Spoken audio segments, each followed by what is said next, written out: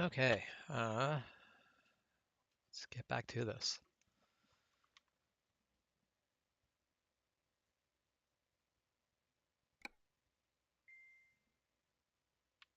Oh, why did my controller just turn off? Okay, I guess I'm going to have to pull out some batteries, new batteries for the controller. Does not want to stay on. And there has been a game update, so probably not anything I'll notice, and I'm not going to bother to read the notes, so we'll just carry on forward. It's been a busy day, so hopefully I'll be able to game uninterrupted for a bit here.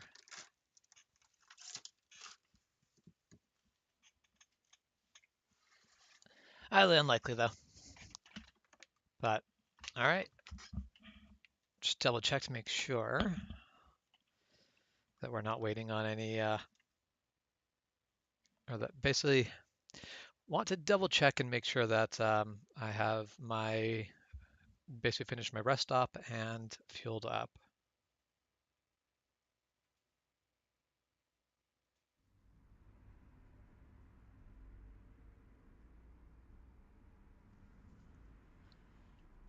Oh, I guess I am back at my home. All right, but yeah, rested, fueled up. Let's go look at the job market. Definitely not where we left off. We were before the update kicked us around. We were out here in Grand Junction, I think. We made it quite far. No, actually, we were back. Our last delivery actually took us to the Dells. We went to Idaho Falls and then came back to the Dells. So we're very close to where we are now.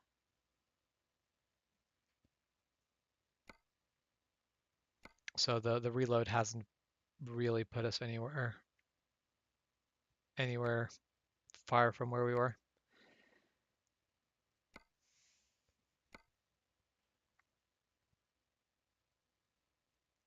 Well, that'd be an interesting load to do. It can be done in one day. We'll go with it. It takes us to a new place in Montana. We like new places.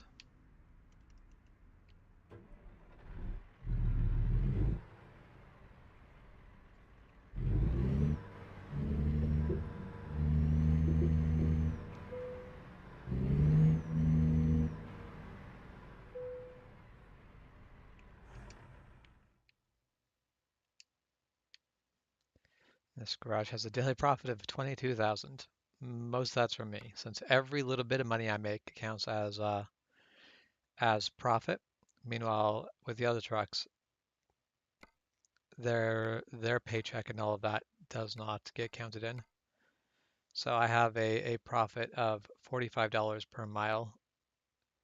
Meanwhile, they have a profit of $7 a mile and about $10.50.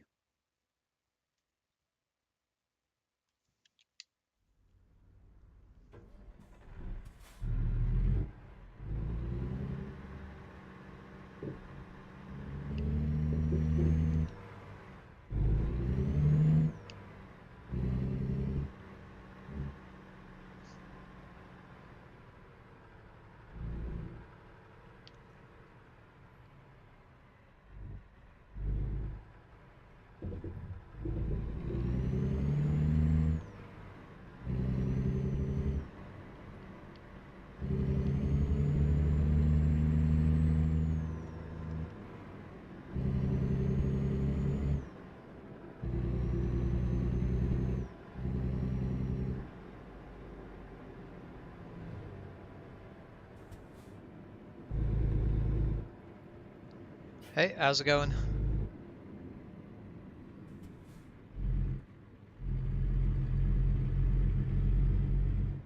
Man, every other truck feels so slow when you're sitting here bobtail and can accelerate on at a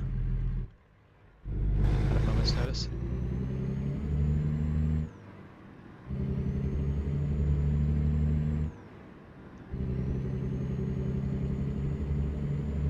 When you're fast enough that you can basically out accelerate cars.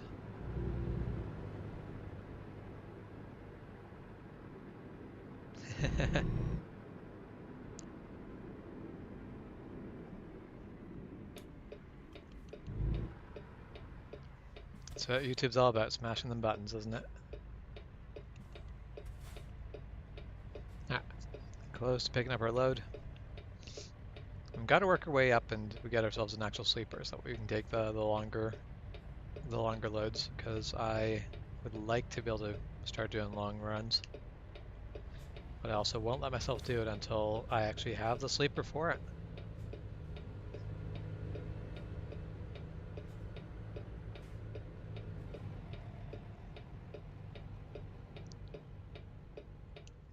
The truck I am running, so I'm basically running the exact same truck for all of them, is the Peterbilt 597. How do I look at that? But I actually guess I could just. So it's just a day cab. I need to level up in the game in order to be able to get the sleeper and all of that on it.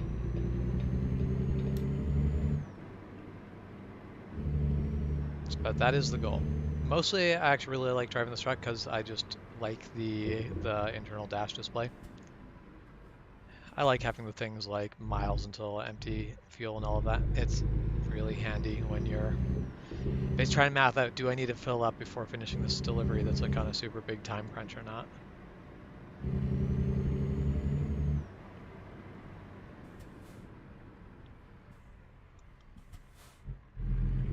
I love the look of the old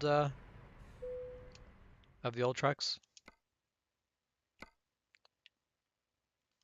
but it is nice to have the electronics in the dash to tell me exactly what's going on.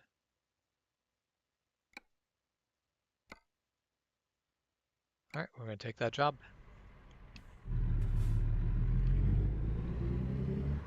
We'll go pick up that trailer in the back corner.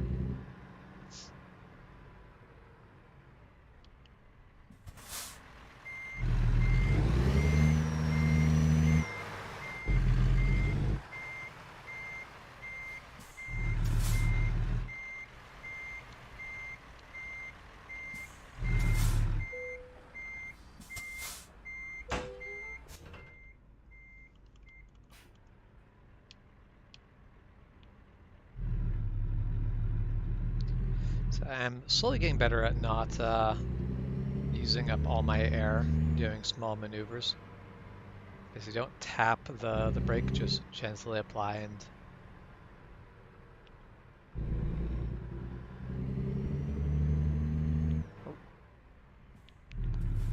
Should have taken that corner wider though.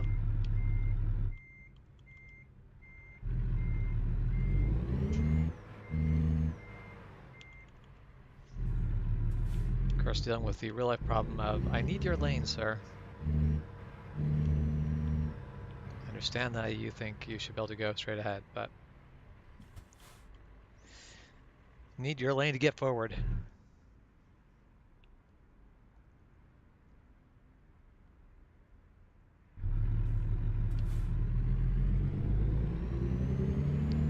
That was a bold move from an ambulance, just turning left in front of a big rig.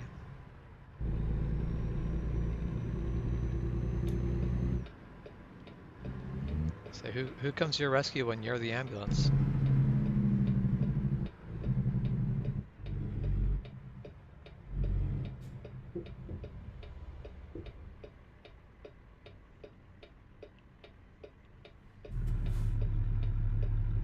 That'd be cool to do sometime, do some convoying.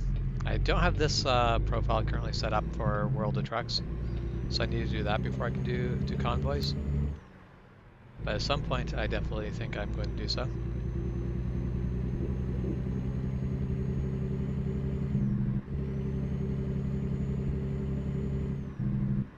I feel like there's also a good chance at some point me and Juan are probably going to run this game again.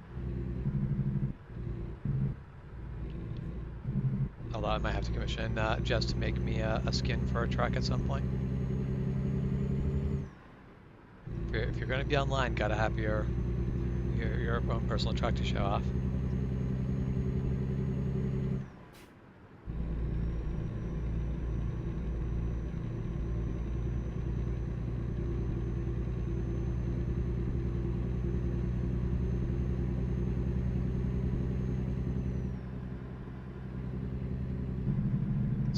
600, well, 570 miles left to go and 10 hours. So that'll take us into night a little bit. So we are currently at about 4 in the afternoon.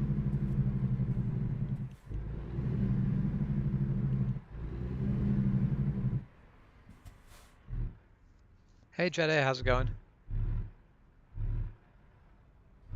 All right, Farmingtons, you have a good day at work.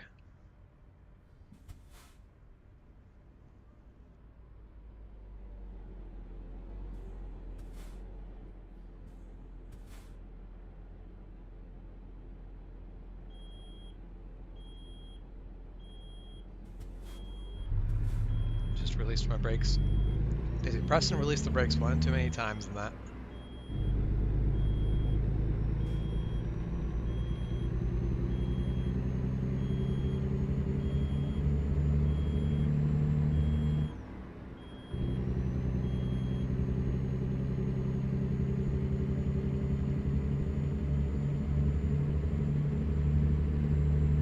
You had a long day?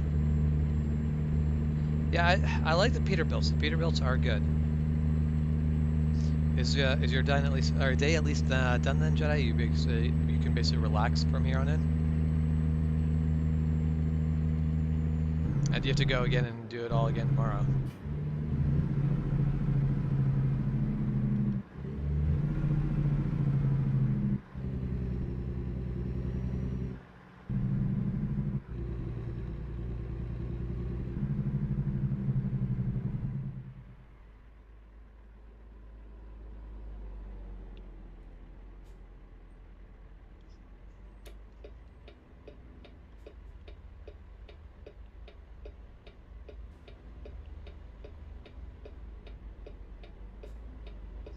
Hey Michael, how's it going?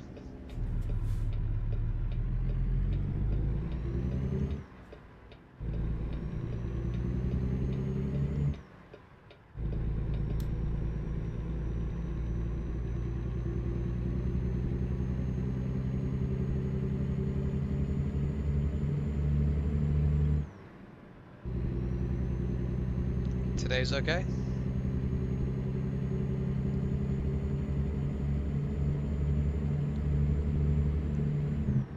Yeah, I think because yesterday was going good, wasn't it?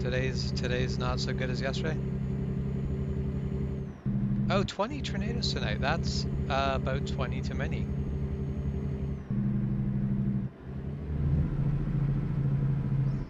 I'm glad to live in a place that doesn't have tornadoes anymore. But even when we did have tornadoes, like when I lived somewhere where there were tornadoes, we didn't have a ton of tornadoes, so it really wasn't that big of a deal.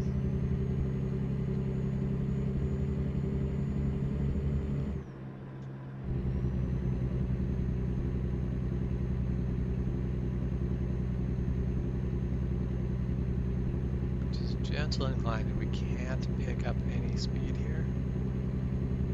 I want to gain 1 mile per hour.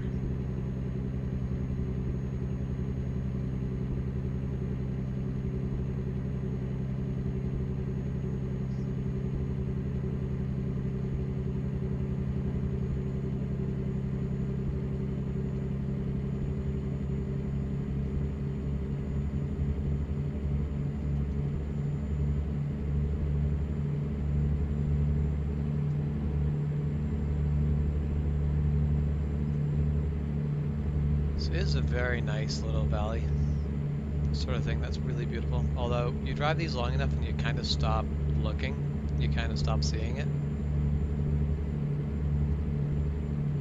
It's kind of, it's one of the things you should never take them for granted, but it is nice to live in an area where you can take beautiful views for granted.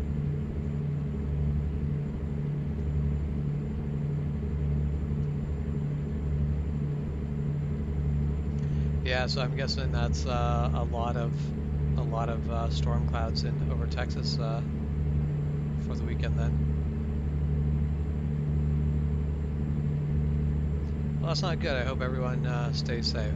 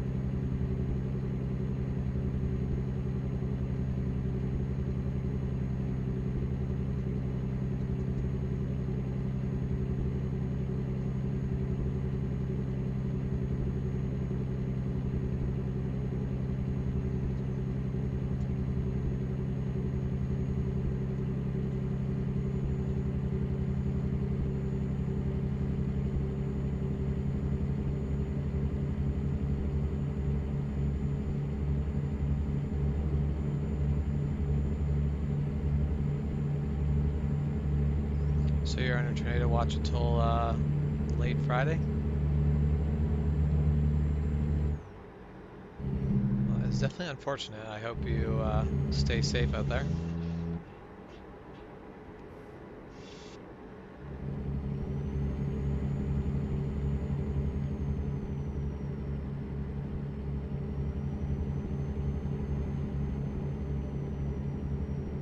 I'm going to want to slow down a little bit over here.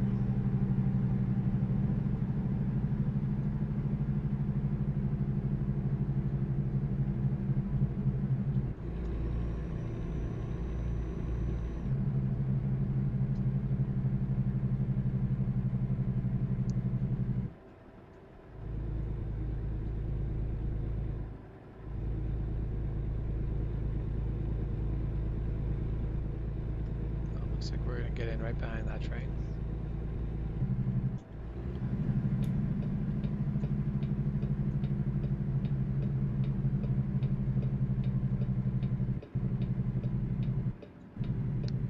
So come on, carry on going. You don't need to stop for anyone.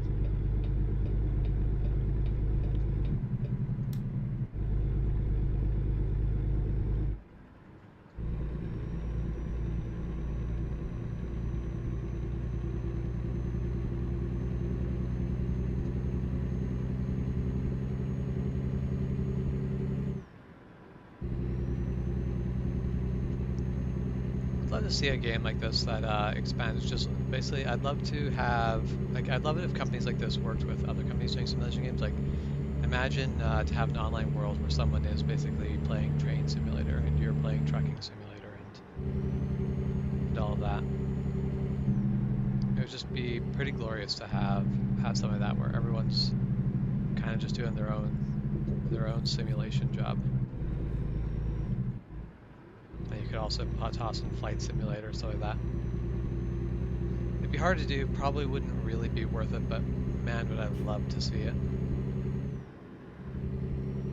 That depends on whether Milo is basically watching secretly or not.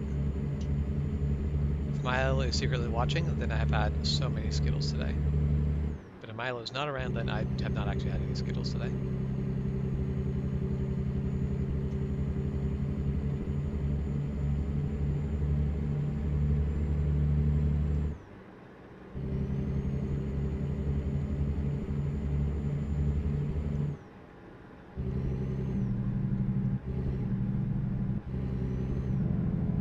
We will not pass. First off, because it's not safe to do so, because there's a big rig coming. But also, it is not a passing zone.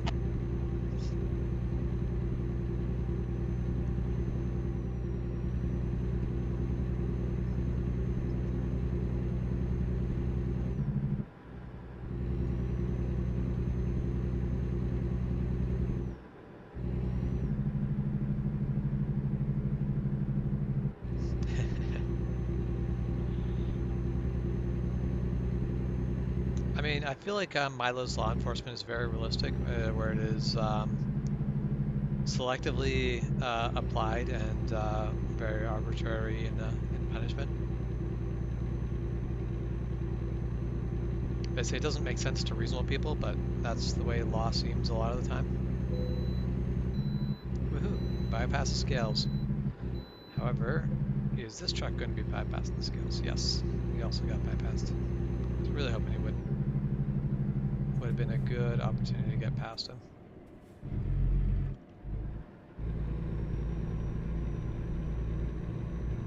So that is the downside of the roads up northern Washington, Idaho, and Montana. Is they're basically just 2 lanes most of the place. There's not a, like, there's way less freeways this far north.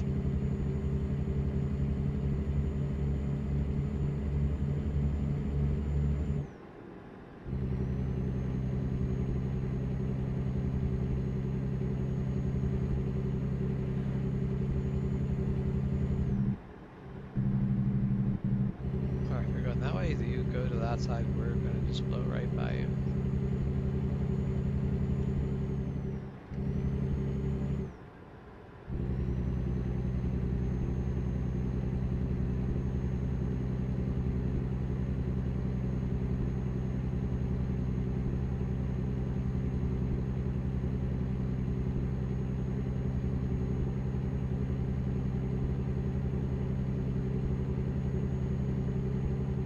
Where am I driving to? I am currently headed to Montana. My my job is basically taking me from Wenatchee, Washington to Bozeman, Montana.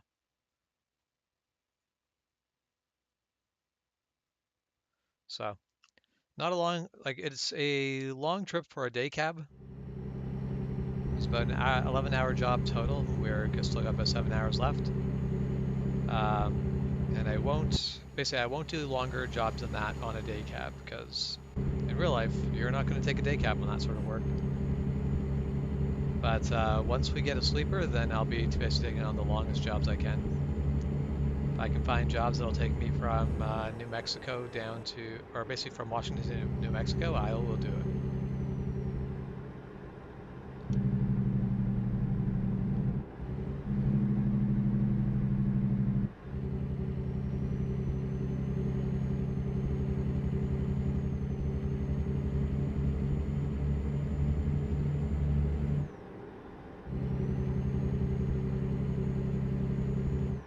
All right, we're on to the freeway.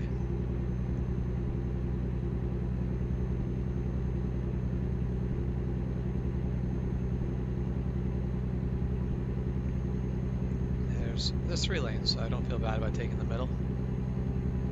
And we are passing people.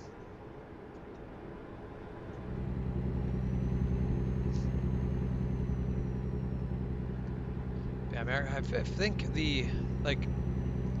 however people play American Truck Simulator is not wrong. Whatever you enjoy is the right way to play it. But for me, it is, I'm always looking for the longest runs I can. I have the basic preferred run setting for the longest ones I can find. So I always want to be doing long haul, not short little hop trips. Love the go across the country feel.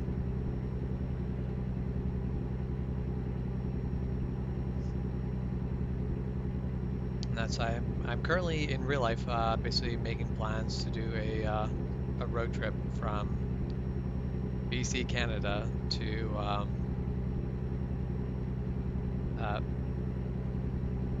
basically the end goal is to make it more or less to Baton Rouge. So really, basically make it to Louisiana. So that'll be a long drive. That's essentially 3 days of driving full time. I think that's over 40 hours of driving. So even if you had other people to run, like so if you got 2 or 3 people, so that way you can be just driving 24/7, that would still take you 2 days to make the trip.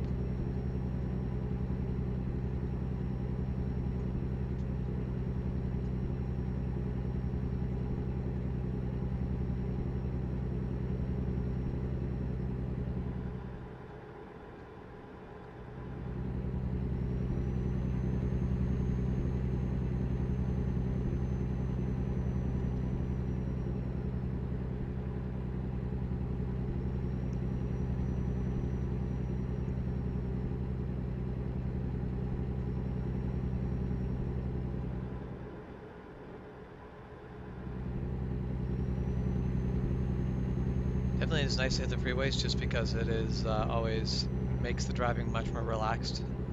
Traffic is less problematic because you can get past the slow traffic and the fast traffic isn't caught behind you. You don't have to like find a place to pull over and let them go, which is not a thing I've really been doing a good job of in this game. Been trying to drive a bit more like I would if I was actually driving a big rig, but there are certain things I fall short on.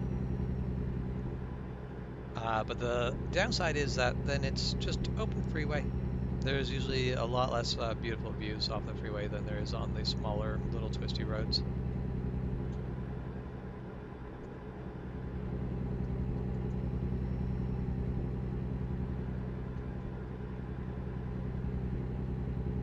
I'm not sure what town we're driving through. We're driving through some city.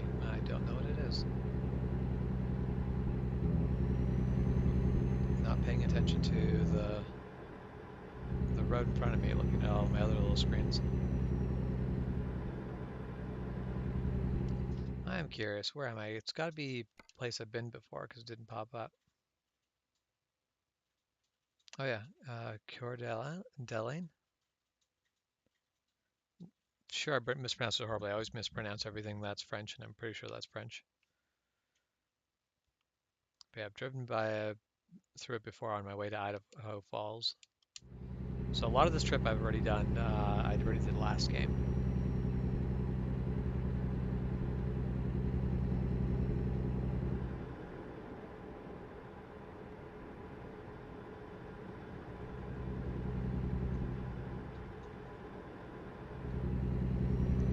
Those are very nice, like almost picture perfect hills in the background.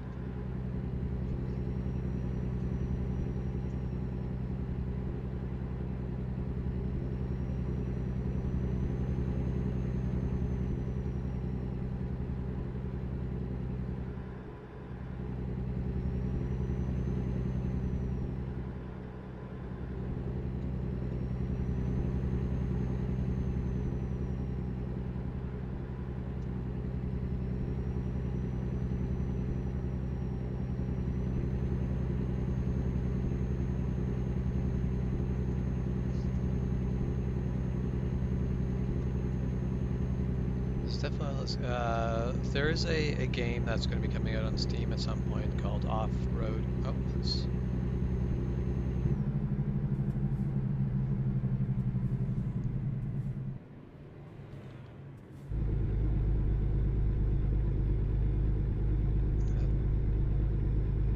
could have been handled better. I could have relied more on the downshifts, less on sort of modulating the brake pressures there, but we didn't hit anyone. We're counting that as a success, counting that as a victory. Now that's going to be the problem, trying to build back up speed here in the mountains. This truck is not powerful enough to really be building up speed in the mountains easily.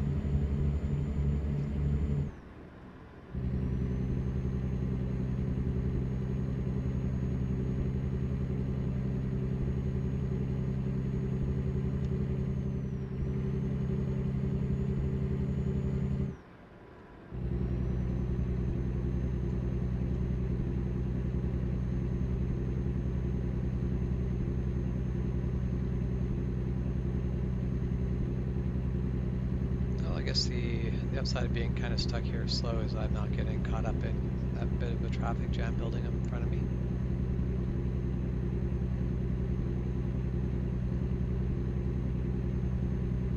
Well, maybe I spoke too early.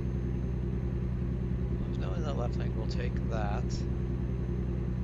And assuming now that that truck's gone, these cars are going to probably pick up speed.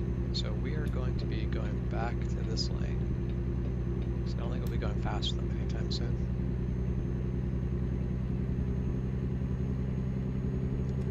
Should probably turn our lights on. It's starting to get dark out there.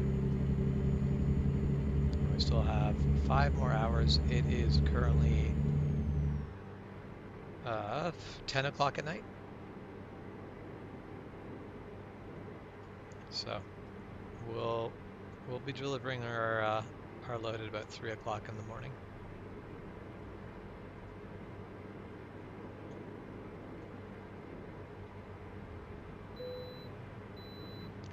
We get another bypass. It's a good day.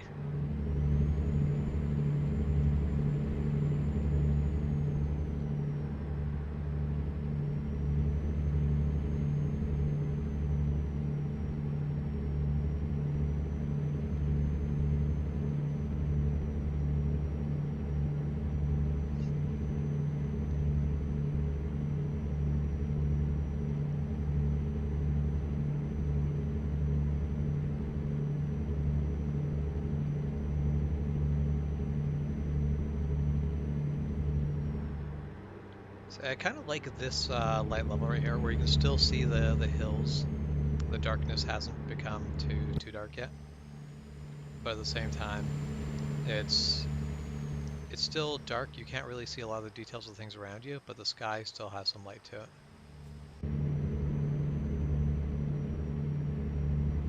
I guess we can probably put on our high beams. One of those, I won't be managing my high beams as much as I would like to do in real life, because I don't have a steering wheel set up, so I've actually got to go and press the button on the keyboard for lights while also playing with a controller. Makes things a little bit messy. But I would love, so Elite Dangerous actually did a really good job with having a lot of complex controls mapped onto a controller without making it too bad. Like, there's a lot of context buttons, so if you're sitting there, and basically my experience playing Elite Dangerous was essentially Space Truckers. I would just basically buy cargo at one port and sail to another port and sell it. That was pretty much what I did in Elite Dangerous, mostly. It was honestly a lot of fun. It was good. But for me, the big thing that I absolutely loved was with the controller. It'd be a case of you could like press and hold X button and then press a direction, and it would do something different. So everything was sort of complex buttons. How's my day been? My day has been good. It's been busy. I was actually planning on starting the stream earlier, but I've had to. Basically, I've been doing a bunch of work on getting events together for posting. There is a sword event that I am one of the co-hosts for, that I had to basically organize the details and post the information for, so that we can get it out there and get people actually coming out and sword fighting. So it'll be fun. But it is about a month away, which is it was kind of the point where we needed to get the events up on the schedule. This is stream number 4. I have streamed every day for the last 4 days, and I will do again tomorrow. So this week will be 5 days straight of me streaming, and then on Saturday night I'll also be streaming Valheim again. So that'll be 6 days straight of streaming. Then I will not be streaming on Sunday. I'll take Sunday off.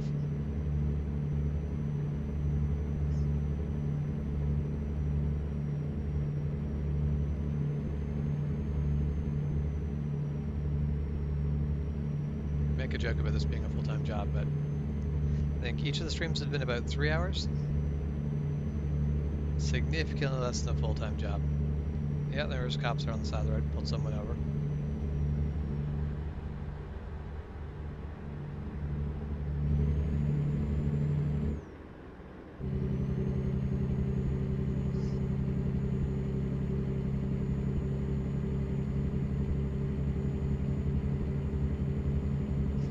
Yeah, I wouldn't want to have a Easter egg hunt for children in a factory. Maybe around a factory, maybe in certain parts of a factory, but you really, really want to make sure that there's no way the kids could end up in the main floor of a factory where there's a lot of hazards around. It'd be like having the steel foundry do a Easter egg hunt for kids. There's just no way to make a foundry safe. Heck, the amount of dust in the air in a foundry alone is problematic. You wouldn't want kids running around basically breathing in that heavy metal dust. There's a reason why everyone wears respirators in foundries. Probably not a great idea. I would not recommend it. If I was that company's lawyer, I would probably be figuring out how to, as politely as possible, say, no, absolutely hell no, zero way are we doing this.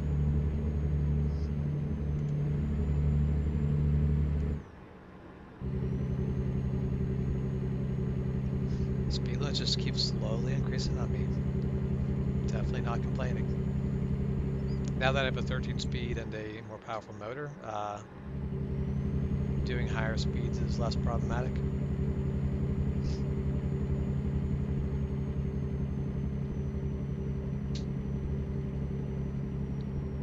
Oh, so you went on an Easter egg hunt and they were putting money inside the eggs? That's kind of a neat idea. Give the kids spending money, but still have an egg hunt for them. Well, yeah, that's where most factories have offices, but the offices are pretty small, and Would certainly not be the fun part of the factory to have an Easter egg hunt in, but would really be the only safe part of the factory. But I mean, there are certain factories, if you turn everything off, basically power down all the production lines, you could have some safe places, but it still is a case of the liability and risk just doesn't seem worth it.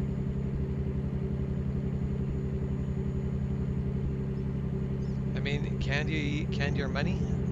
Depends on what age I was as a kid, depends on which I'd prefer on that.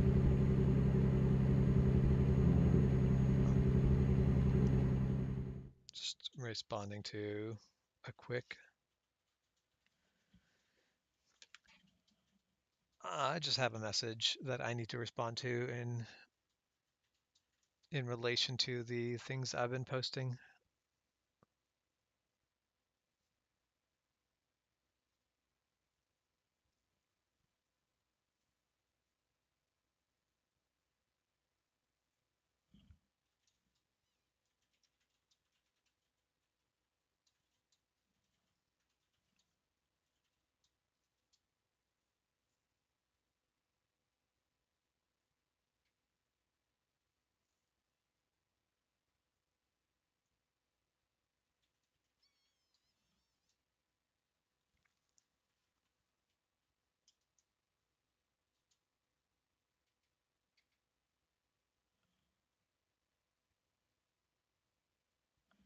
Okay. Oh, yeah, I'm ready to go back to driving, but I should probably get the comments back out from under other things.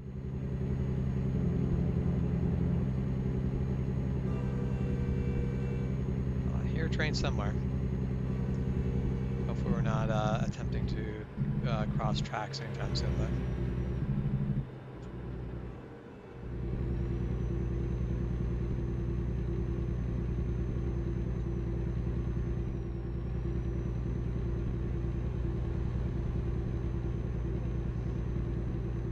Well, and it is the thing of when you're dealing with kids, basically the safety rules are essentially meaningless. There's no way you can get kids to follow all of the rules that will keep people safe. You need to do something to make the factory itself safe. And that's kind of one of the things. You kind of need to make the factory safe for the dumbest kids. The kids that aren't going to think about what's actually dangerous in the factory. So now that just seems like a big undertaking, and I don't know how there's any way you'd be able to do it safely.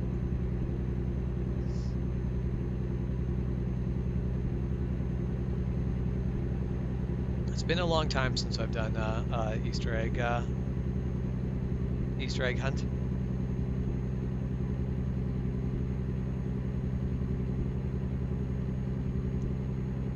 So I remember doing them as a kid, but it's been some time as I have not been around kids for Easter for a while. Not since moved away from where my cousins are.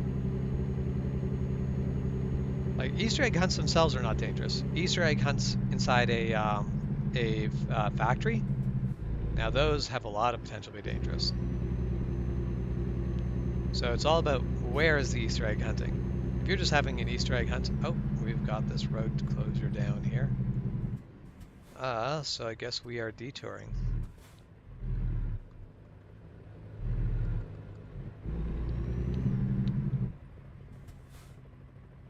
Oh, come on, guys.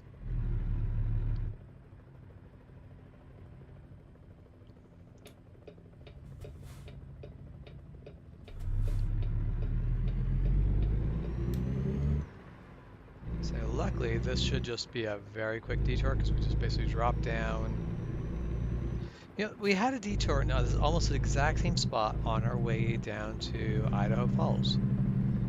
Just a little bit further down, we had to actually detour down this way to turn around and take the other entrance.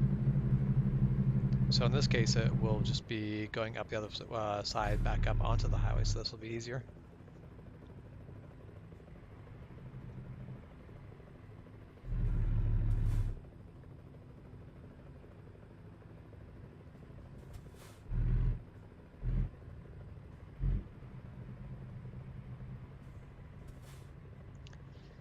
Yeah, if they're going to do an Easter egg hunt in your steel, basically,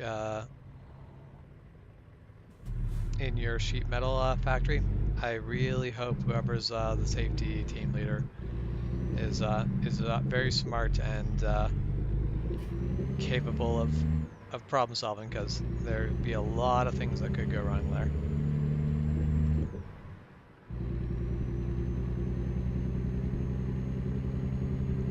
And honestly, I think the best places for things like Easter egg hunts are places like parks or already big public, like basic convention center, churches. Churches, I mean, make a lot of sense just because of the fact that it's already Easter. Um, but yeah, stuff buildings like that are also good. But parks are always one of those things that I really enjoy excuses to go and really spend some time in a park. I spend a lot of my summer, like I'll spend a lot of my weekends in the summer in the parks. So another excuse to get it to the parks is always a good one.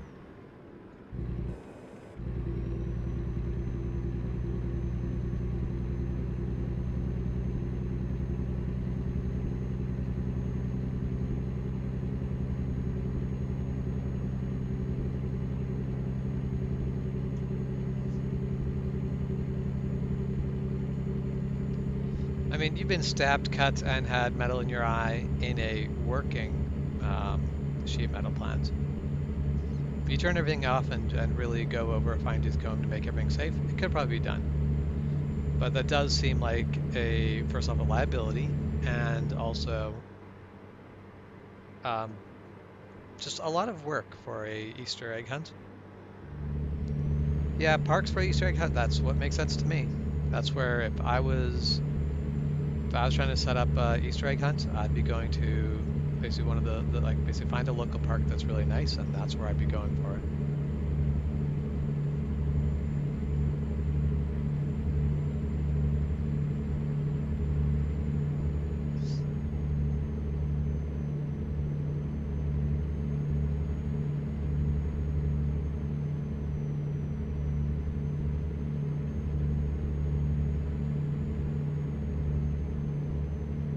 I mean, letting them in the office would be a way to keep them safe. It is definitely also one of the more boring parts of a factory. Offices are all the same. But it certainly would be a lot easier and safer than letting them out onto the floor of a factory.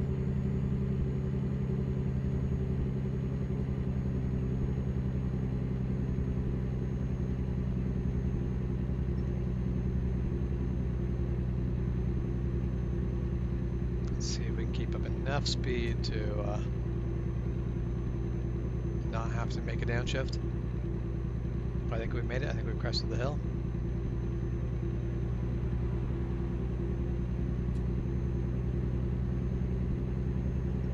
All right, and we're back to gaining speed.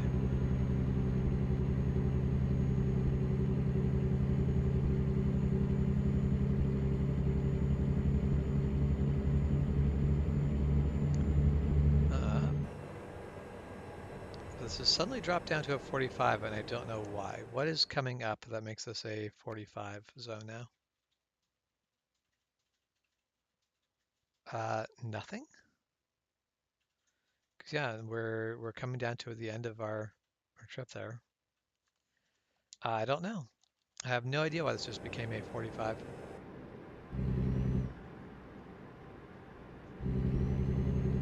Well, we'll do 60 in it. Yeah, speed limit drops to 45 here. But this is like open freeway. This seems wrong. This doesn't seem to make sense to me. Why would we be doing 45 on this nice big open section freeway? Oh.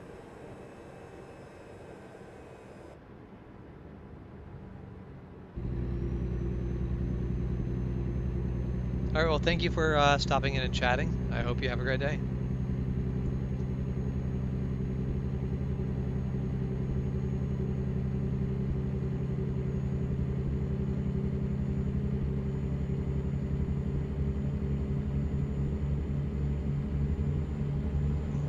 close to our destination. We've got 45 minutes left to go. But yeah, that for some reason that dropped down to a 45 zone there, and we're back up to a 70. It makes no sense to me what we just went through, but that was a special low speed zone that makes no sense to me at all.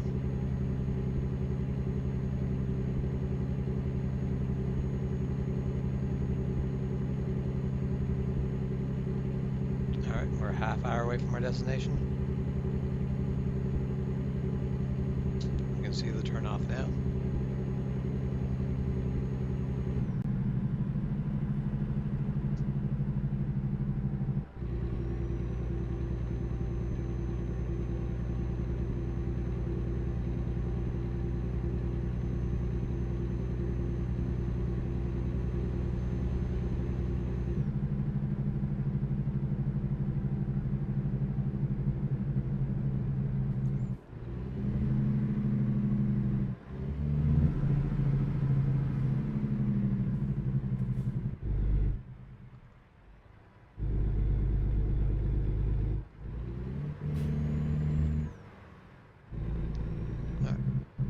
Got a green light, so we just go.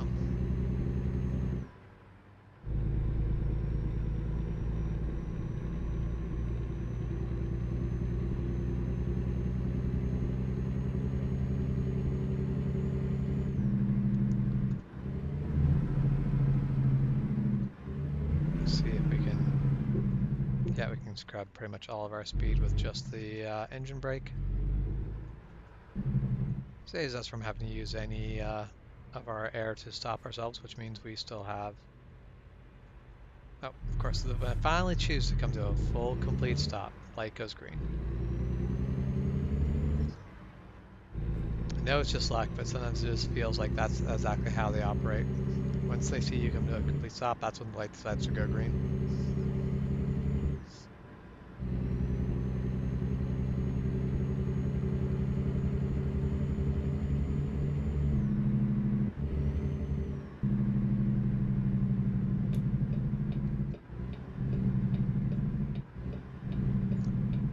Lights going yellow, lights gone red. We'll stop, check traffic, and then we'll go.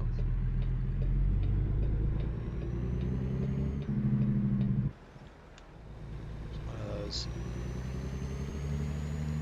big loads. You just take all the space you need with a load this size. Something oversized like this.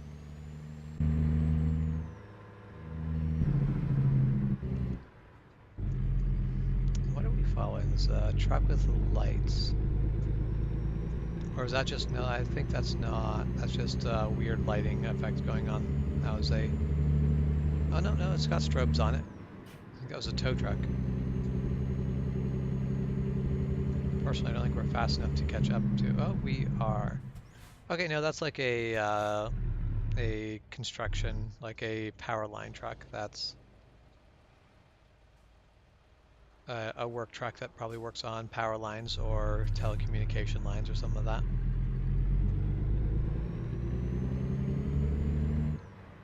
Most likely power lines.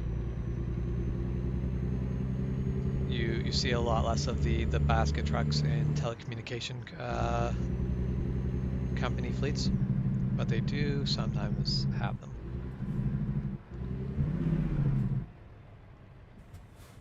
Had to come to a bit aggressive stop because my shifting took up enough time that the engine braking couldn't do much in time.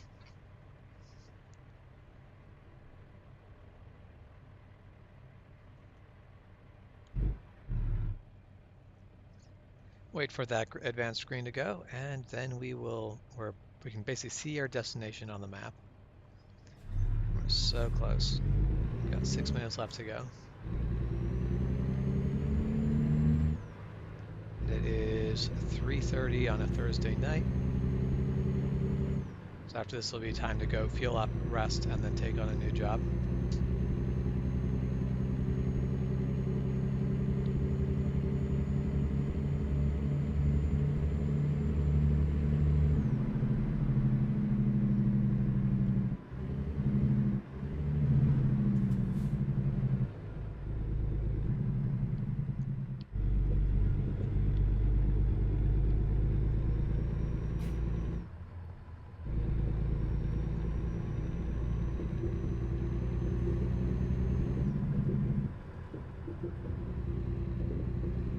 Let's go see where they want this dropped off. And it is a single trailer, so we might have to do some complex backing up to get it into the spot they want. They want it out at the very back of the yard. We can do that. Hopefully they give us a lot of space to pull forward, and then that will make this very easy.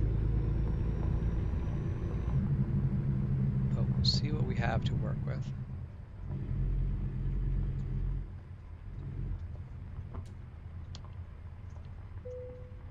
I mean, this looks like this is going to be a very much a case of just pull straight forward onto the edge of the grass here. As soon as the trailer is straightened out behind me, we just turning the wrong way on that. Get that trailer pointed in the right direction.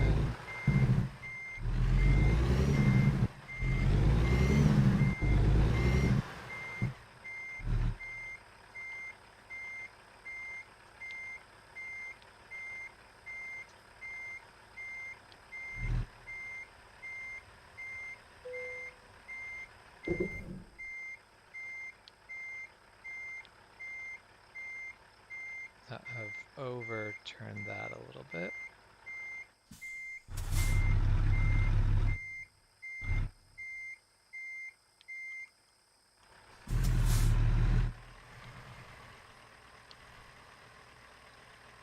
There. Nope.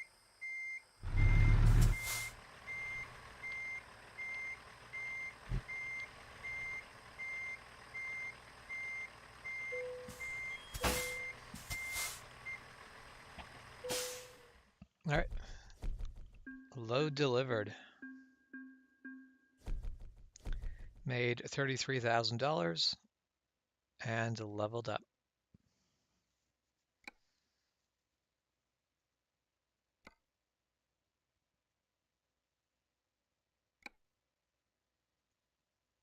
All right. So the new items we've unlocked, we can now get bigger fuel tanks, and we can get a sleeper for the 576. Well, I think it is time for a big truck upgrade then.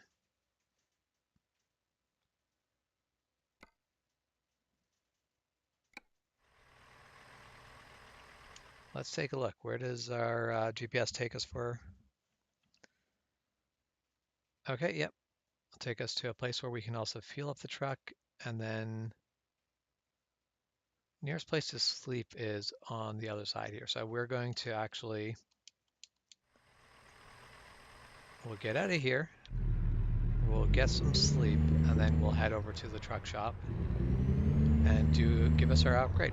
We'll actually have a sleeper, which means I will then start taking the longest jobs I can, which won't immediately be overly long, but we'll be working our way out to the really long jobs as quickly as we can.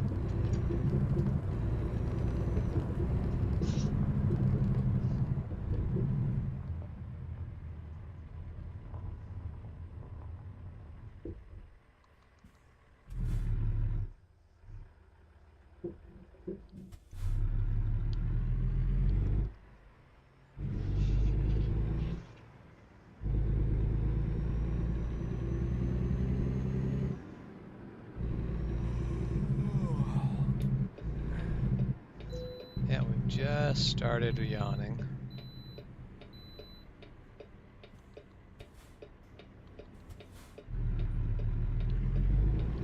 Alright, everyone else is turning, so we can just go.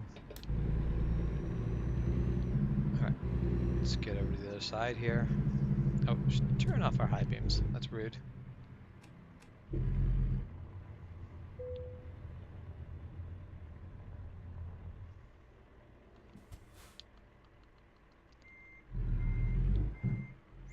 Although this will very soon be the end of just being able to look behind us and back up. Having a sleeper is going to make things a little bit more, not, I'm like, I guess difficult. Difficult's not quite the word I want to use for it, but it's going to make things a bit more difficult.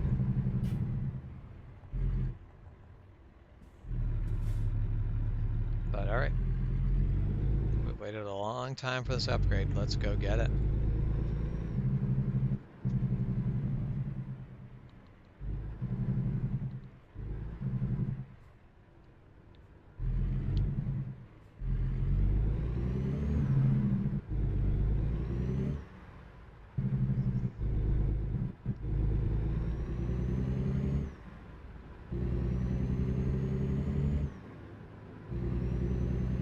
Man, it's so nice to be unloaded just for the fact that it gets you past everything so much quicker.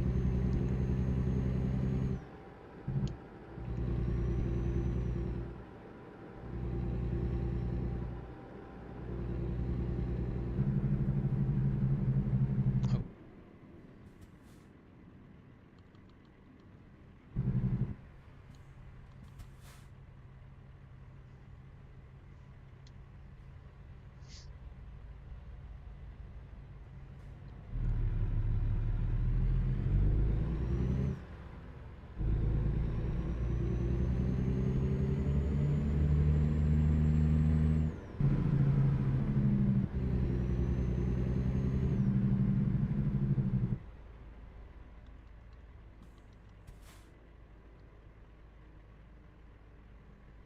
We'll have to get over to that left lane again.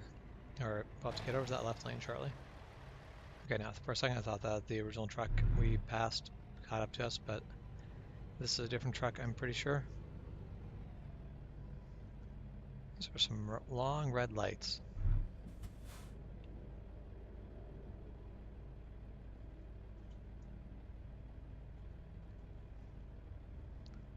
So I'm pretty sure that's an ice cream truck.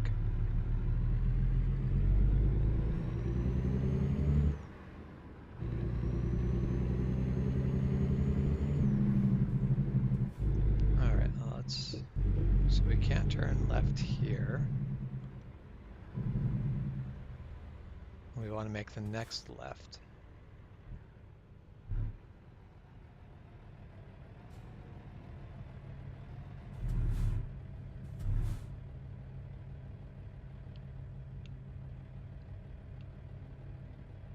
This is one of those silly that the left turn is the last thing that happens.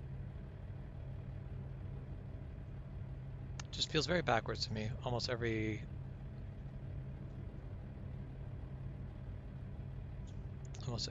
set of lights that I deal with on a regular basis, it is advanced green happens before the regular green.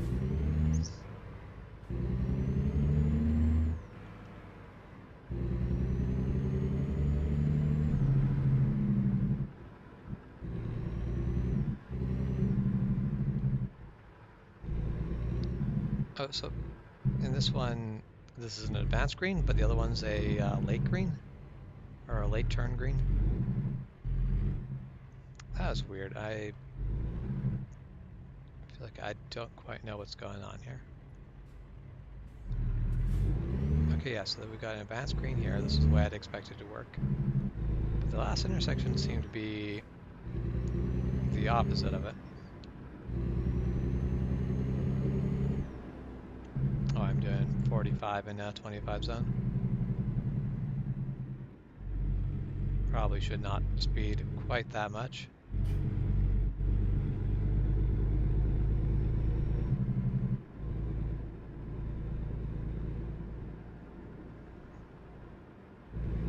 Alright, we're up to 35 zone. Say 40 and a 35 I'm okay with. 45 and a 25, less so.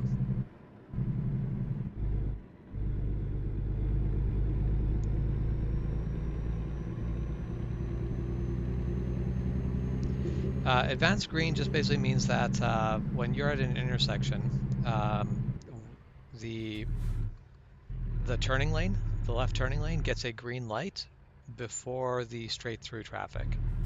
So like in a very typical situation, you would get those two lights that go green, would turn green, and then you are allowed to now turn. You're allowed to make a left turn. However, if you have an advanced green, that means that that light that lets you turn left turns on before the regular straight through traffic is allowed to go. It makes it safer to turn left and also just helps with the flow of traffic a bit. So we've repaired our truck, but now let's try to do some upgrades.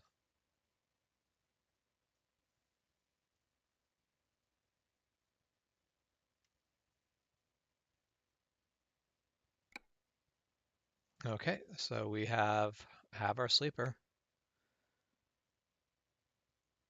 And our sleeper allows for the 22-gallon 6x2. So we've lost our ability to do heavy cargo because we're not on a 6x4 anymore.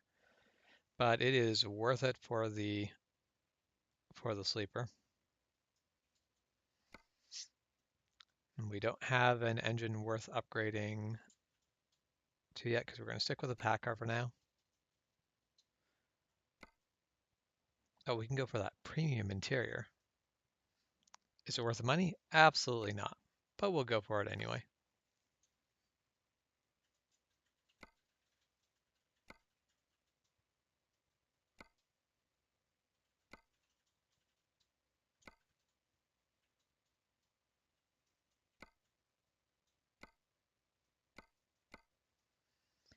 Go with the body colored side skirts. We'll go with the dual top exhaust.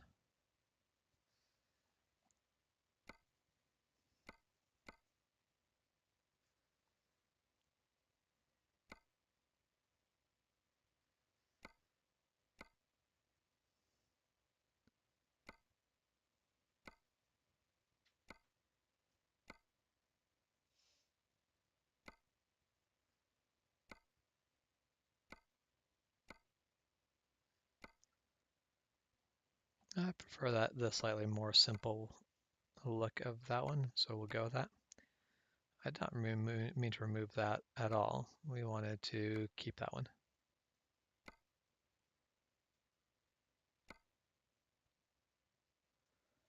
No, I like the round better than the other, so we're going to stay with that.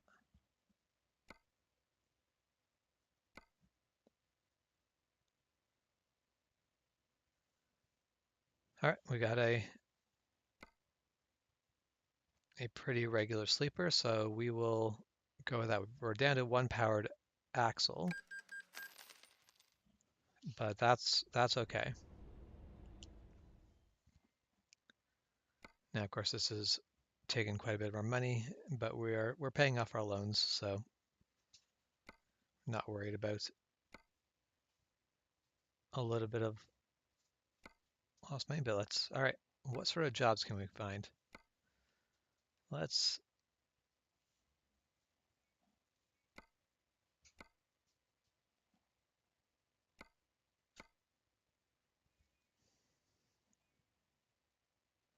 all right, so that's currently the longest route we can do. That would take us down to Cedar City, Utah.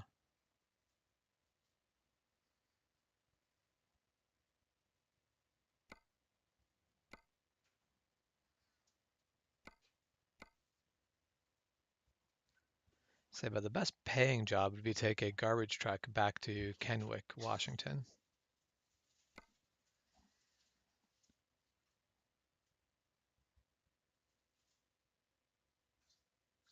So while that would be fun, you know what? I think I'm going to go with the hay bales.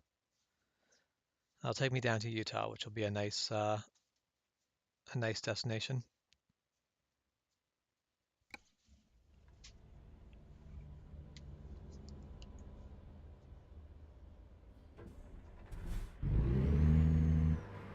Guess I need to shift. Yeah, so that's most places have advanced greens. It's the way things normally operate. There are some places that operate basically a delayed green, where if you're turning left, you just sit there and wait, and then before the light goes red, basically it'll go red for traffic going straight through, but it will actually stay green for turning. And it's just there basically designed to get the traffic through without giving the advanced green And I feel like the advanced screen tends to be more efficient, but there are some places that do it that way, and I guess it works. I would assume they probably wouldn't be doing it if it didn't work out. All right, so this load pays me 25,000.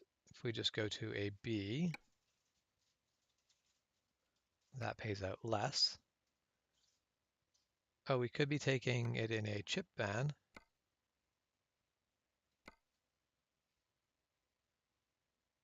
Or we could be taking it in a single drop deck, at which point we're carrying a lot less weight and with that, a lot less product. So yeah, absolutely we'll do the flatbed triple. That'll be kind of neat.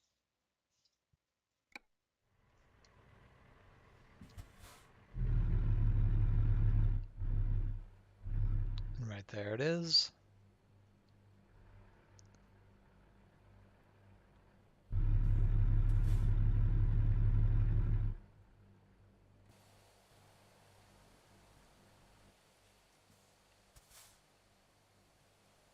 All right.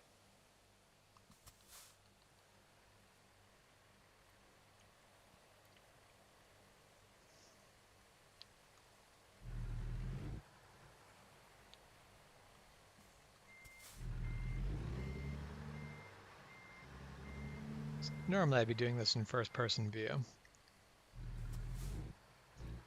figure it might be an interesting, might make an interesting picture for the next, for the live stream I do tomorrow.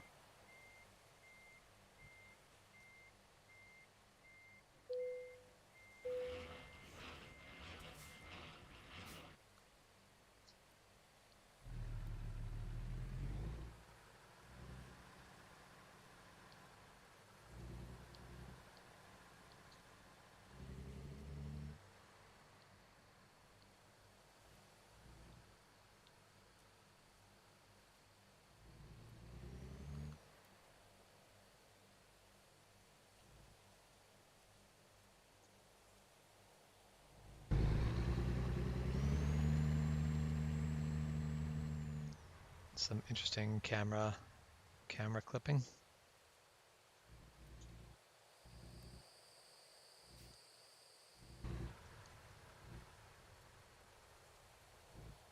You want to know how my brother would do that? Which part of that? Just backing, because hooking up that load would have been super easy, because that's just you're just backing up the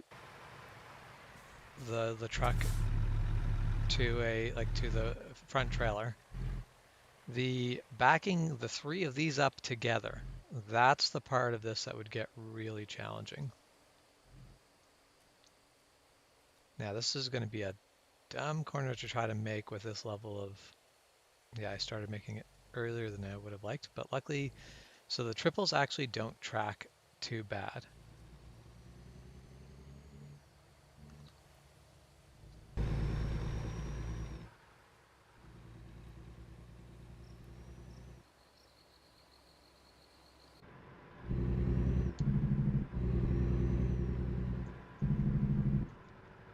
Yeah, backing up the load, that's something that would be very challenging. Backing up to the load and hooking up to it, that'd be easy. All right, well, we're gonna make a quick little detour here and grab some fuel.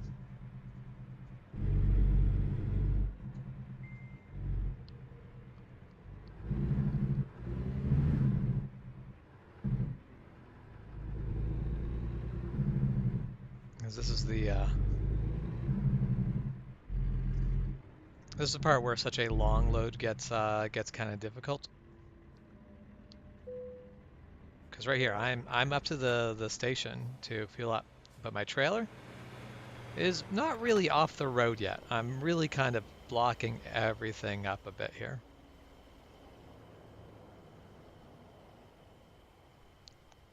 I feel like I could have probably pulled over a little bit farther forward, but yeah, like this is one of those things I'd love to hear how Juan would deal with having a load this long for things like that. If you've got to pull into a fuel station like that, certainly going to make it a bit more challenging. Of course, I've screwed myself over a bit. I can't make a left turn from here. I mean, I could just go over that center median.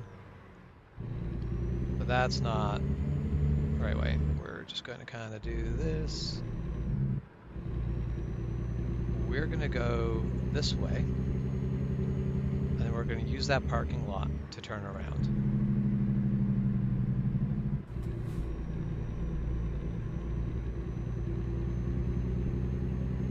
And this is the way I would deal with this in real life, is basically find a big open parking lot like this one and use that to turn yourself around.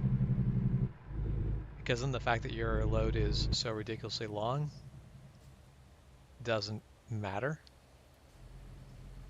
Because you just loop through this big parking lot. It's nice and slow here, not a lot of people doing anything. Go to this exit and go.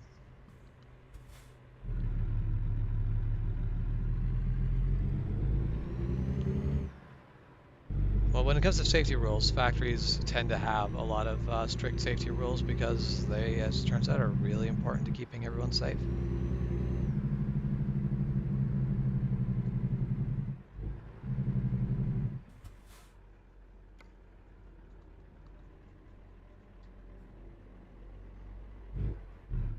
Alright, so I've got 28 hours left to deliver this load. I shouldn't need more than 10, so...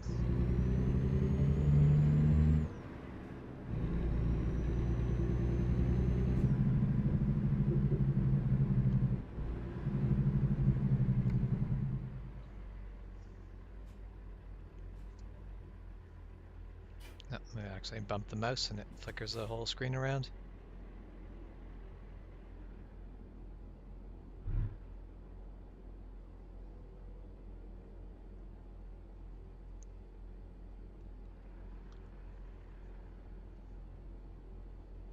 I feel like I should keep track of the questions that I have for basically Juan and Jeff whenever I play this game, and then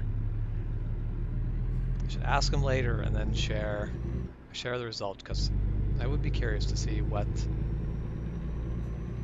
their thoughts basically are. The things that I have problems with, problems that they have, or is that just not an issue for them, or do they have a unique way to deal with it?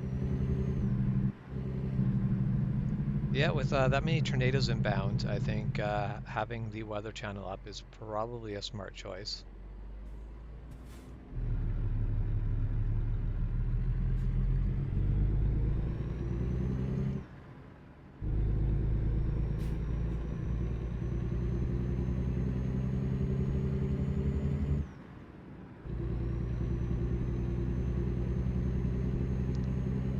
I've got it. Okay, phew. Okay, gotta get in that right lane sooner or later.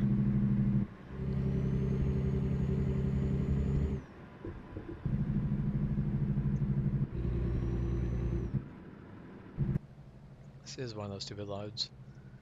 My back trailer did not make it through the intersection by the time it went red.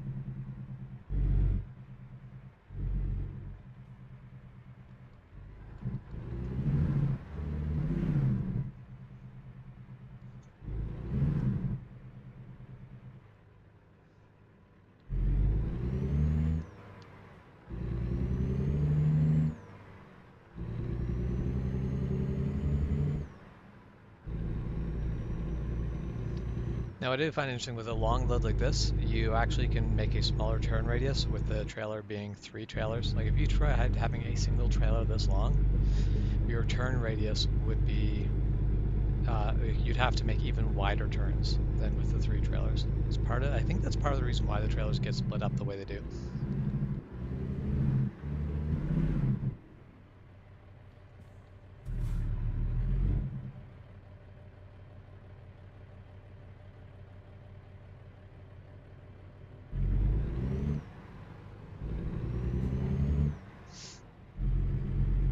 Shifted one too many times on that.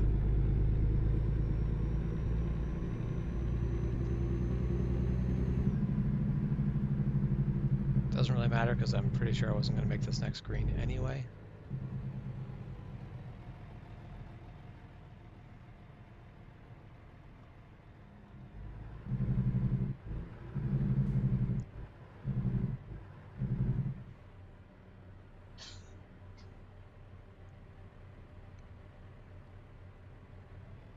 All right, we got the advanced green.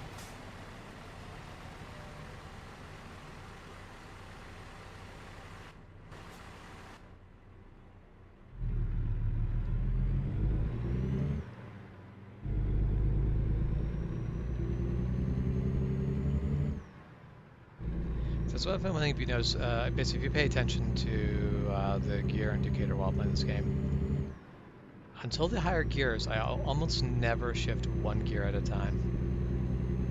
What do I think about electric cars? I like electric cars. Electric cars are cool and neat, and I like them. They have basically until the infrastructure is there to really support them, there are limitations to them. That's my feelings on electric cars.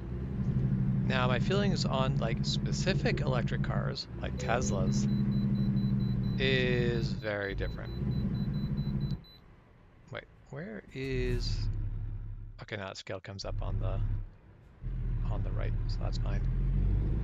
I can make this left turn here. So like Teslas, I don't like Teslas. Teslas are not designed in a way that I think cars should be designed. Oh yeah, so this is an example of a delayed turning green. The lights went green for going straight, but they stayed red for making the left turn. And then after those lights go red, then the people who are waiting here to turn left are going to have a green indicator.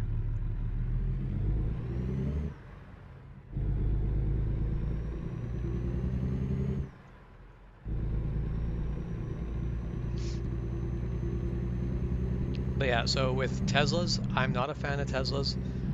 Part of it is simply I don't think they have a good enough build quality to, like, they're not a premium luxury car. They get treated as it, but they're not. The build quality is not good. They honestly feel a lot like a cheap tablet that a company's put a lot of effort into making it seem like fancy and interesting, but it's not it's just a cheap tablet. And that's exactly how Teslas feel, is their build qualities are not great. They have a lot of issues that I feel like other car manufacturers wouldn't have been able to get away with because of a public image has let Tesla survive things that I don't think they otherwise would have been able to. Mind you, that's slowly shifting. Elon Musk is like anyone who took a good close look at Elon Musk early on could basically tell that he was a bit, he was at the very least a bit weird. But when it was SpaceX, he seemed very, very just smart. But it was once I started paying closer attention to him because of Tesla that I started looking and going, this guy's a bit of an idiot. I am glad that Tesla basically pushed electric cars so hard that every other company finally had to go, okay, yes, we will make an electric car offering. Well, electric cars are something that should absolutely be out there. They are good enough to warrant being there as a secondary option. For a lot of people who are just like commuting, electric cars are amazing. They're such a great idea. But if you're like, if long trips is a thing that you buy a car to do, an electric car is never going to do that. I mean, you can you can road trip in an electric car. It is a different experience. That's actually what Juan would actually like is an electric RV. And I think that'd be an interesting one. I would love to see what you could do with an electric RV. So, well, This is going to be the sort of roads we get all the way down to the other side of Utah. This is going to be a very beautiful drive.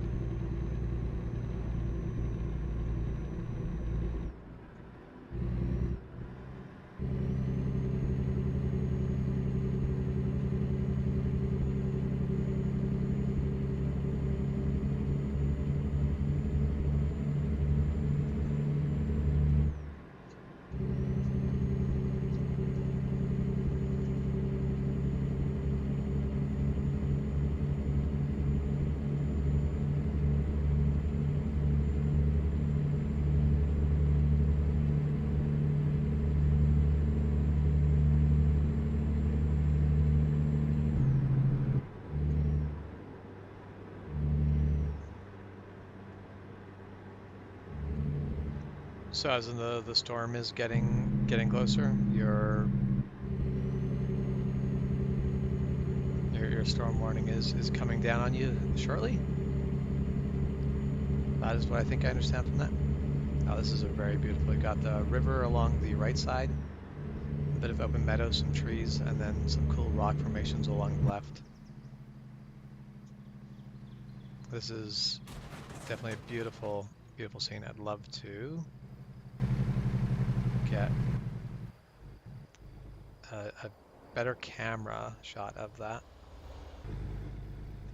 But of course, that camera just wants to kind of like the leg behind. I wish it would actually show up in front of the truck and then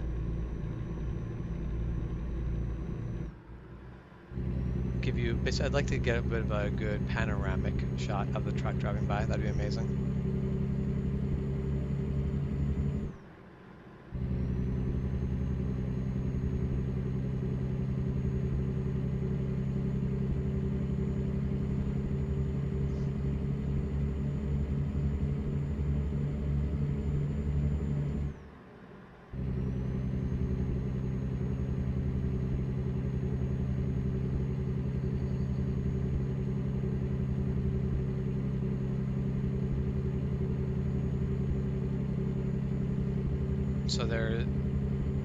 So there's 9 cities between you and the storm, and it's slowly coming closer.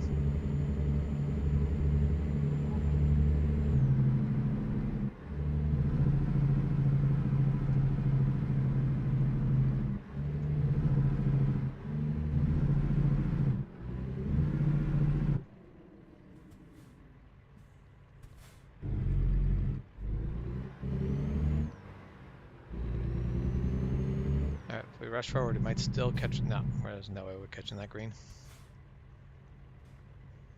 But that's okay. We just need to make. Basically, those are both making right hand turn. This truck is probably going straight, so we're going to be stuck waiting for this truck to make it to go through straight, and then we'll be able to make our right hand turn. There we go. Oh, and Net just coming in with a $2,500 payday. There's a reason we can count on a Net.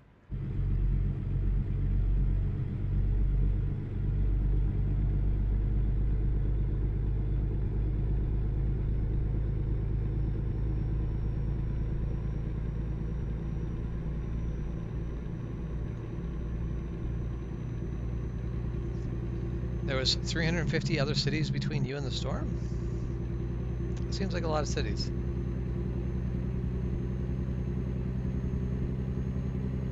Also with how cities are spaced, I don't know, I want to measure things by cities.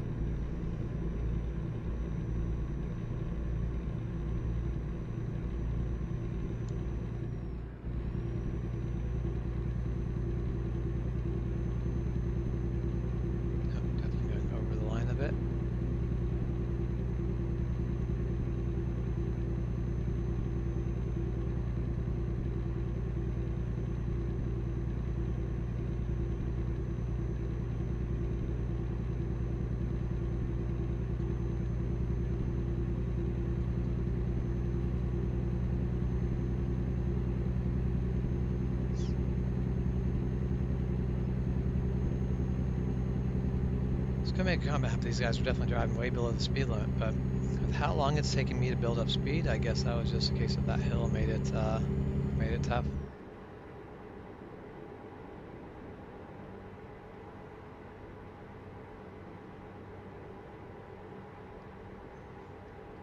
I mean, it's definitely still not the metric I would use to measure how far something is from me. I'm more interested in how long it's going to take for it to get there, or how many kilometers away it is. Those are both things I can measure to something. How many cities are between it and me? I don't think the cities affect how long it takes for a storm to travel, so it's not would not be my preferred method of measurement. All right, we're doing this.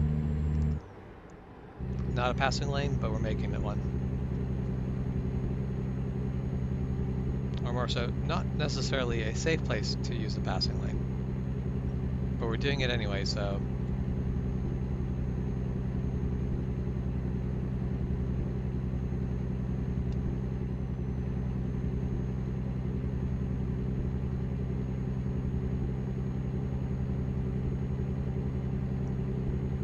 That actually timed out really well. It's moving at 16 miles per hour. That's honestly pretty well the average speed limit for most of the highways around here.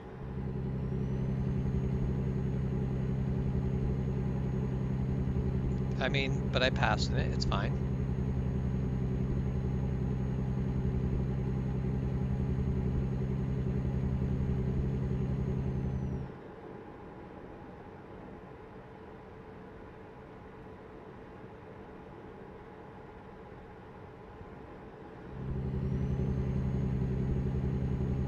So I've actually seen some places that have a center bidirectional passing lane, and it always struck me as a terrible bad idea. Because I always see it as two cars would basically try to use it while oncoming and basically have a head-on collision. But I could be wrong. Picking up a lot of speed coming down into the valley here. That's okay. I don't think we're going to roll our truck. Alright, we're going to get a bypass on the scale, or we're going to have to pull over for this? Pull over we do. Okay.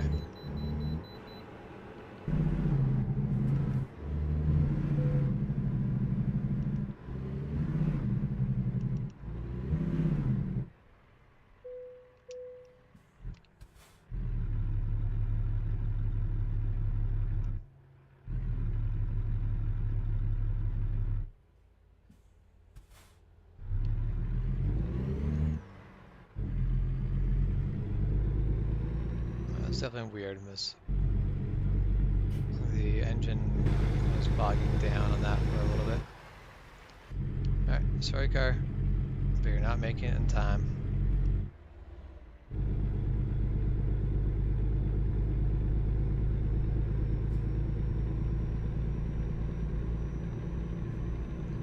Yeah, but I'd probably also get a ticket for how much speeding I was doing. It's fine.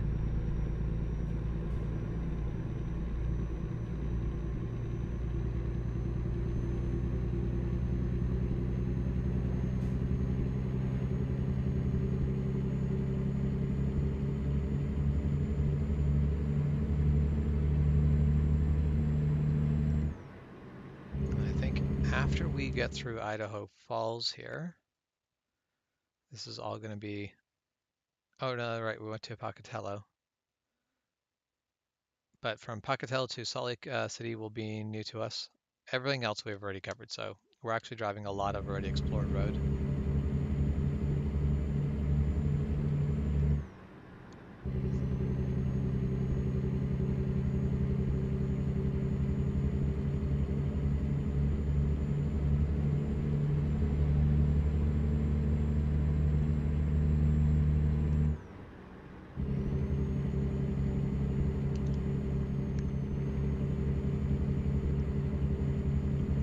Not sure if we're going to manage to get over the speed limit here, but we'll try. We will certainly try.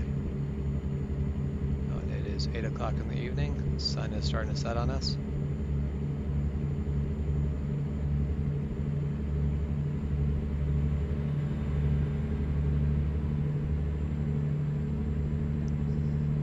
Okay, and I can can see our turnoff off the highway, so we're not even going to make speed limit by the time we have to slow down and pull off.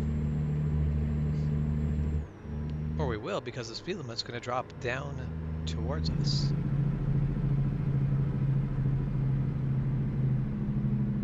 Unlike getting to speed limit simply by having the speed limit come down to meet you.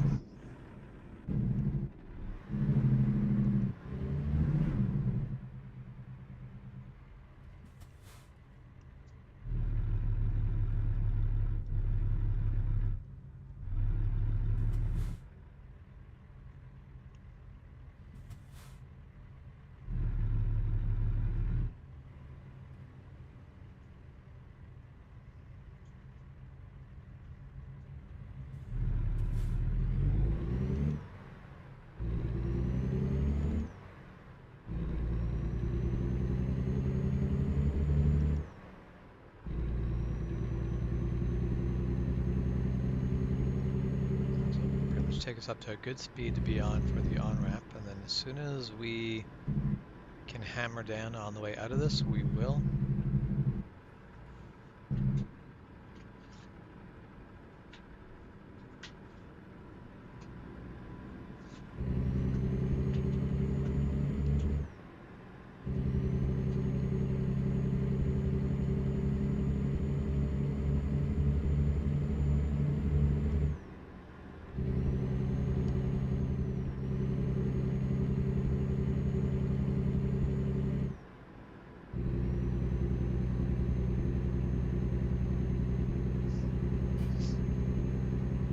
Alright. So that's 6 hours left to go. It is after 8, so we'll be arriving on site at about 2:30, 3 o'clock in the morning.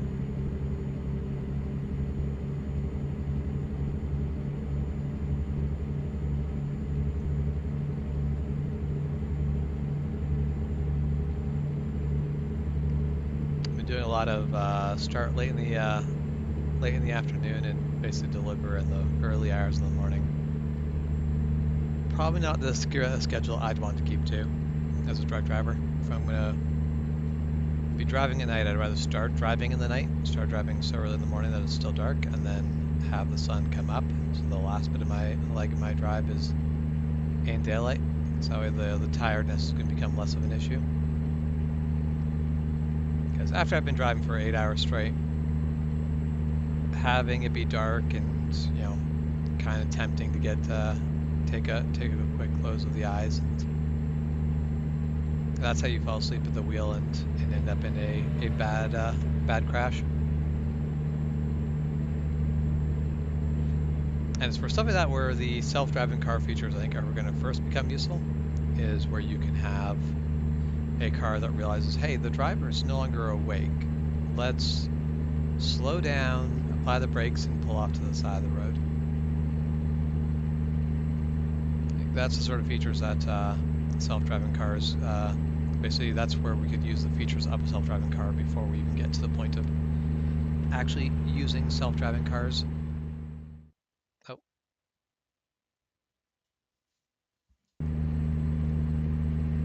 That was annoying.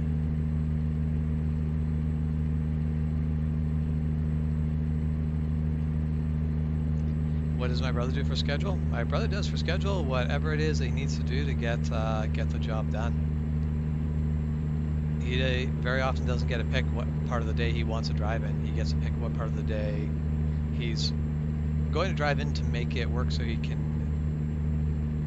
basically stay within his allowable workable hours and deliver, basically pick up and deliver the load on time. He does get some freedoms, but there's a lot of places where his day is kind of just based on what works. It's a problem-solving thing.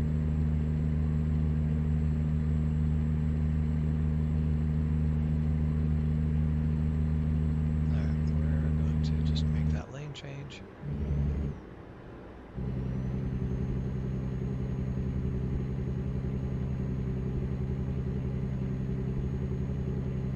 So I appreciate you pulling over to the right lane before applying your brakes, car. That was nice and unusual and unexpected. course, I can't maintain speed limit, and I'm sitting here hogging the left lane.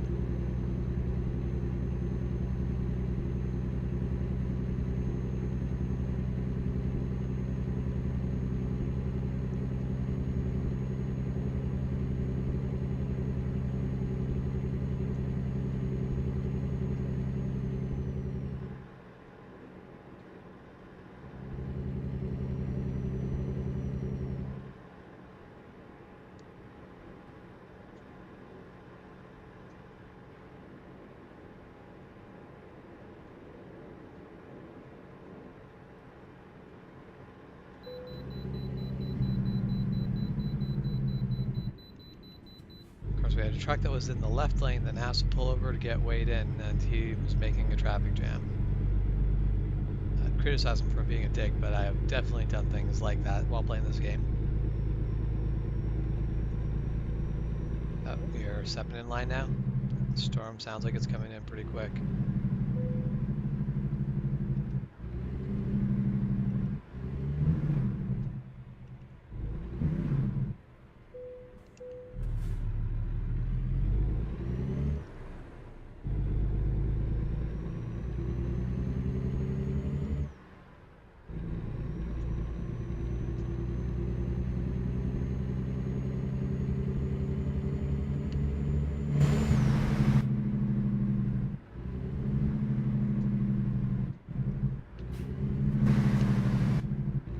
Most we need is a room to enter. That is nice. Unexpected, but nice.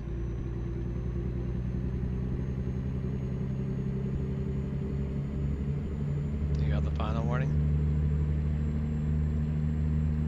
Alright, well, good luck. I hope you stay safe over the next bit.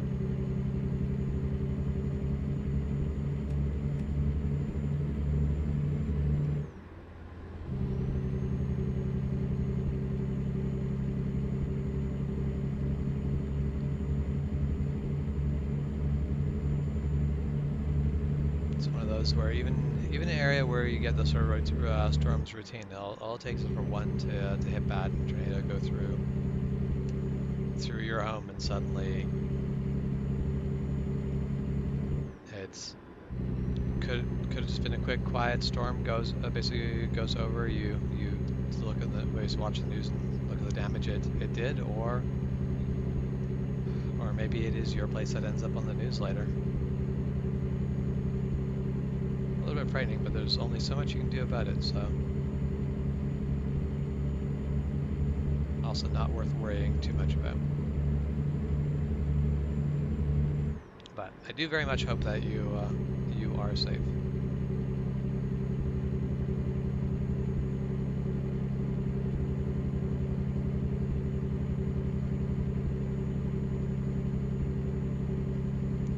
Hopefully all the storm, basically all the tornadoes that touch down don't cause any injuries or deaths.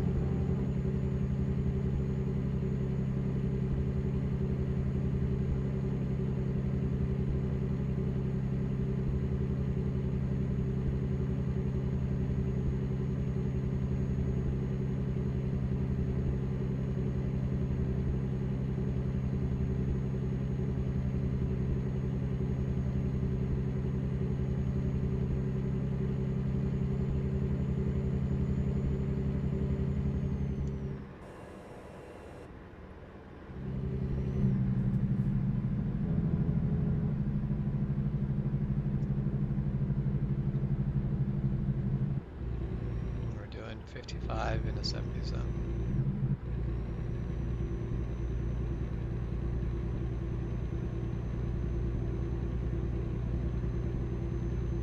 Doing 55 in a 70 zone at 11, or I guess 10:30 at night. Should be illegal. Honestly, probably one of those quite realistic things. This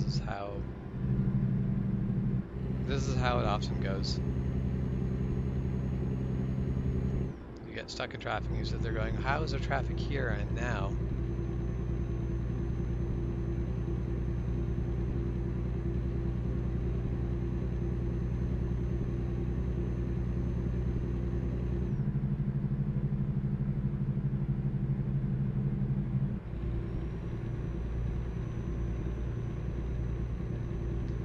still got 3.5 hours on our drive, so we're probably gonna stay on this highway for a while yet.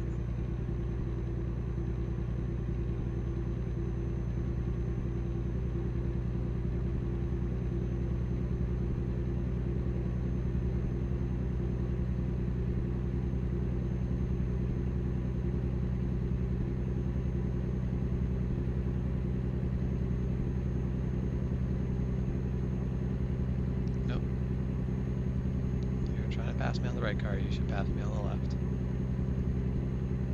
It's going to work out better for all of us.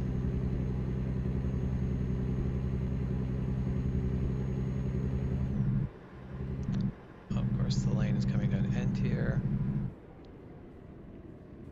An absolute cluster of mess, but we didn't hit anyone. That's kind of our benchmark for success.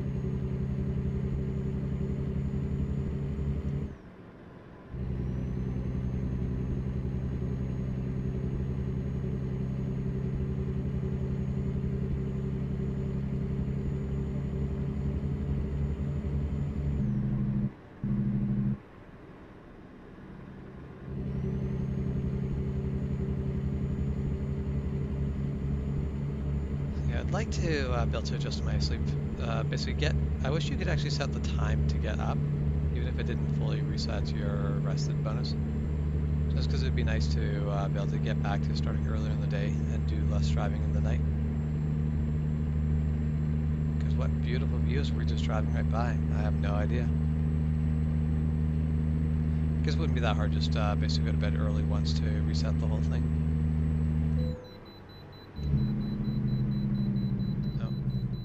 Hit the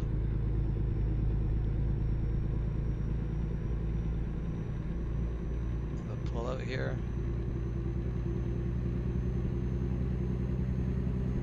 You could have moved over earlier. That was poor timing on when you decided to signal.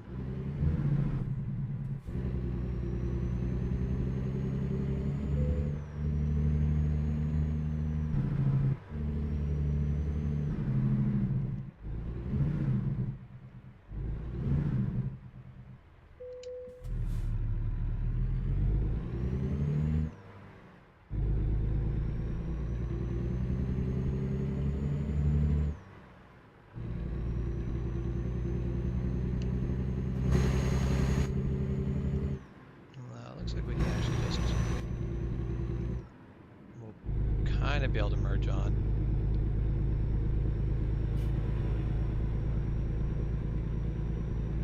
Mostly just due to us having a long distance that we can merge in.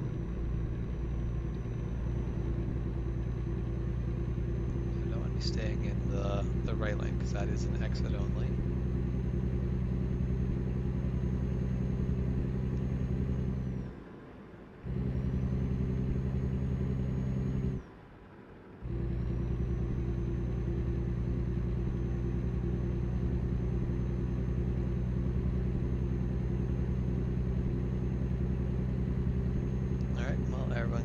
We're doing 55 to 70, so everyone should just be blowing past us, and the roads are kind of empty. We might actually be able to use our brights here soon.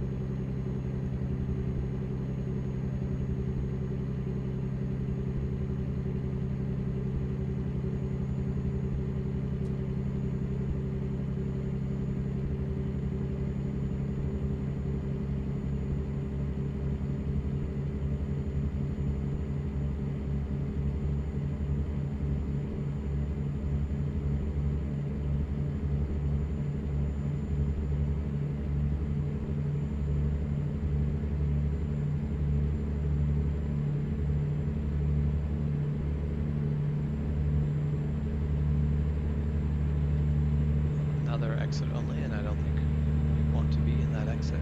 Oh no, we're not headed to Reno.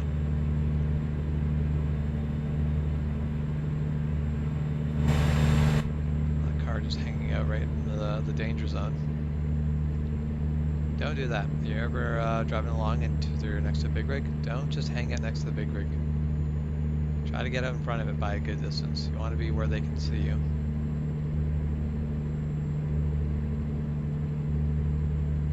motorcycle, that applies to all traffic. Never want to hang out in anyone's blind spot, not even another motorcycle. Just not worth the risk.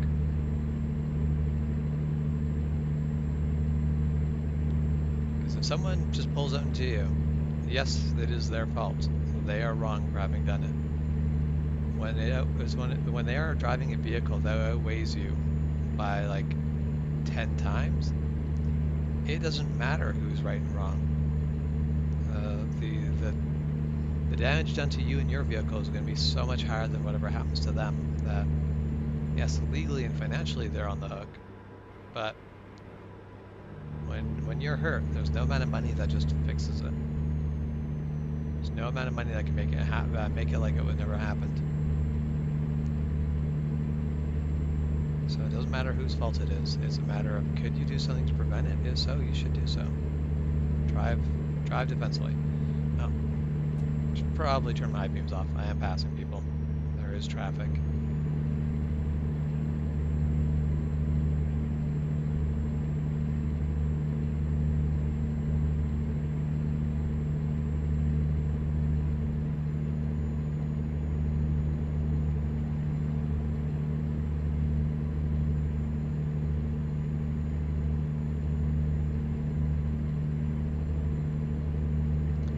If it was doing 60 kilometers an hour or 60 miles an hour and it is now doing 40, it won't stay there for quite twice as long, but it is going to stay there for 33% longer.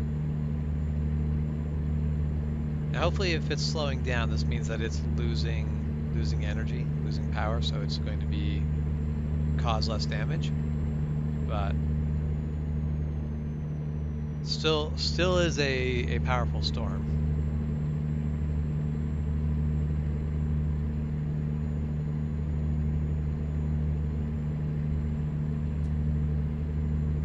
Oh, and we have our turn off here.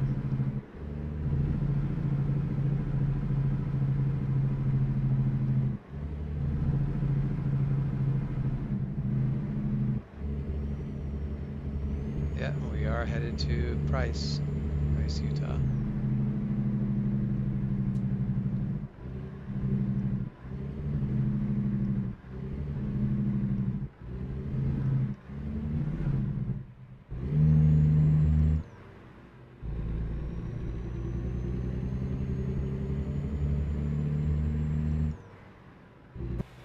Still just is a ridiculously long load.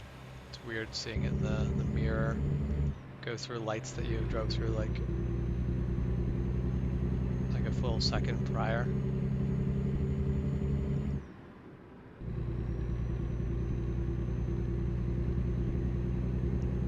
Alright. About an hour away from our destination.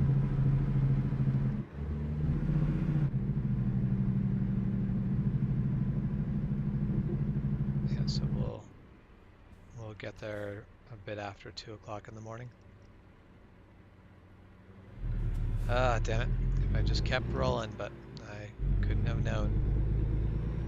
But it came to a full stop and then the lights went green.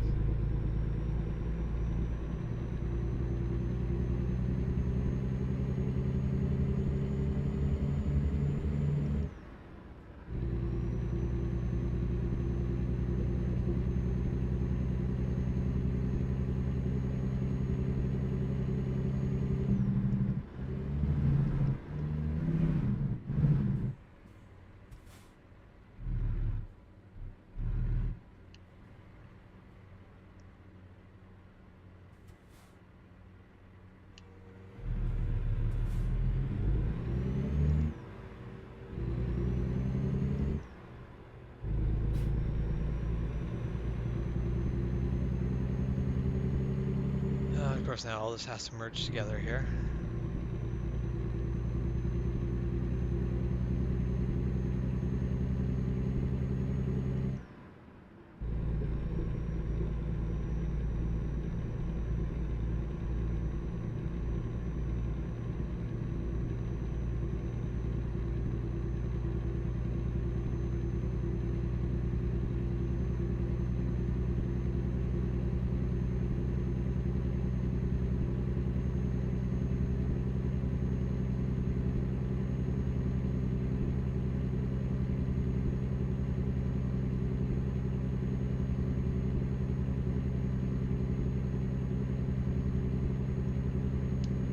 Guess this would be a good place to turn my brakes since I've got no traffic in front of me again for a change of pace.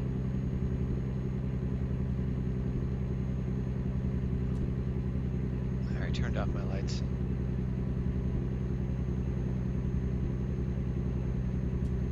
Do my best to not blind yell you guys. It's not my fault I had no oncoming traffic and now there's a bunch of it.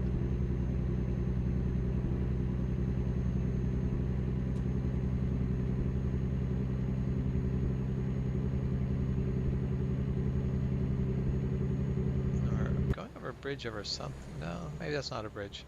It certainly looks like it should be a bridge, but...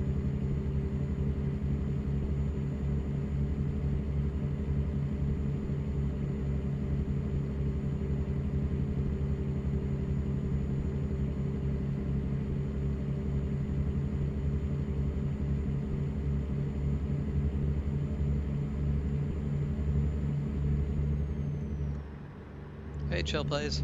How's it going?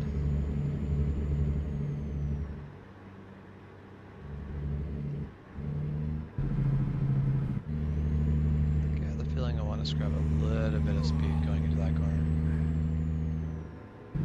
So I agree, driver. I agree. I'm getting tired. It's been a long drive. I am doing excellent. It is a Thursday afternoon and I am playing Truck Simulator. That's a good day.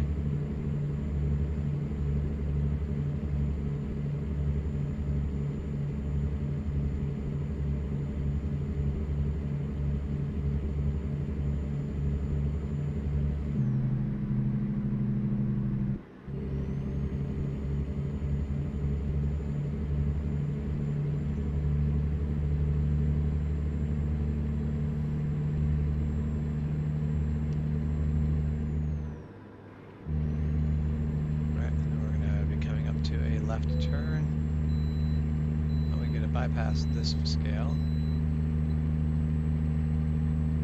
So they've probably just gone to bed, that's what's going on. Everyone's gone home. Turn out the lights. I guess the lights were on, so if they went to bed, if no one was there, they left the lights on when they left. Alright, well here we are. We're pretty much at our destination.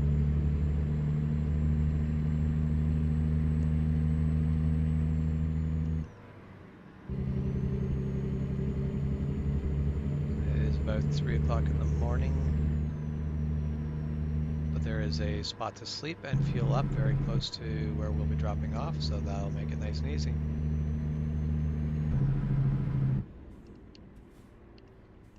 Oh, we just hit let's find the right gear.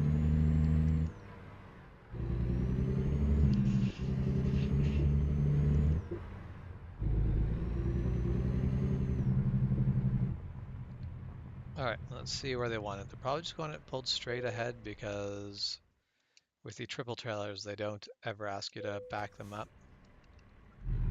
You can botch the parking and then be asked to kind of, like at that point, you're going to have to figure it out yourself. And might have to go do some backing up, but they'll never actually set it up so that you have to back the trailers up.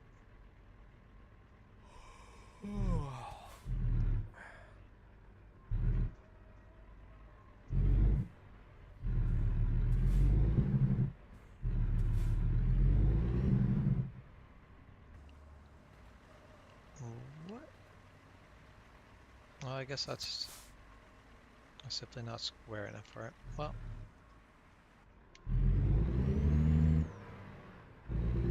let's see if we can give her a second shot to do that straight. But we're going to try to do it with a pull through, which we can't go around this way. So let's go around the yard this way and see if we can find a spot to turn around and try this again. Try to back up 3 trailers, but backing up 2 trailers is out of my wheelhouse, out of things that I actually know how to do. Backing up 3 trailers, very, very much beyond my usual. Pretty sure I turned that into a mess of an accordion real quick. All right, so we're just gonna make this right turn right here. Use all of the, oh, avoid that sign, but we're using all of the roads so that our three trailers don't hook on that corner.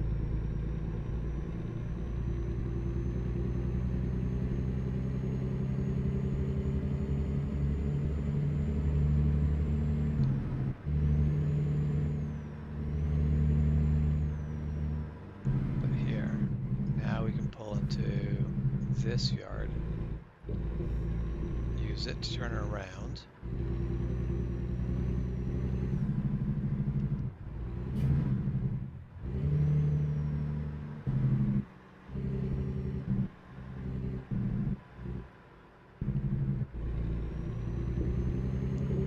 And then we'll go try all of this again.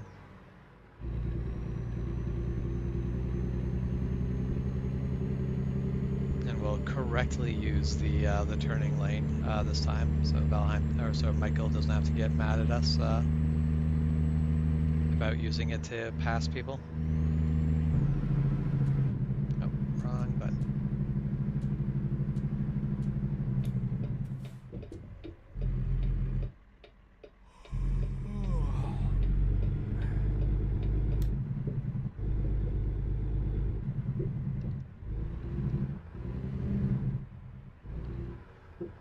All right.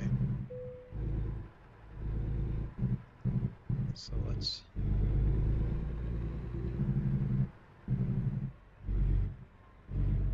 That should straighten itself out relatively straight.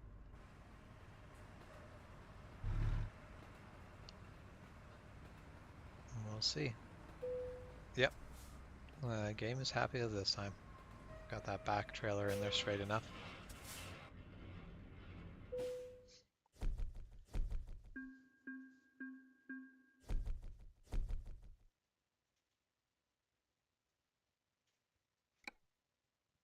All right, we'll go back to drive. We'll go fill up our gas tank and get some rest, and then we'll probably call the stream there for today. I have real life obligations that I will need to go deal with. But I will be back again tomorrow. And then we'll see. I would love to do another week of streaming next week, but real life does need to cooperate.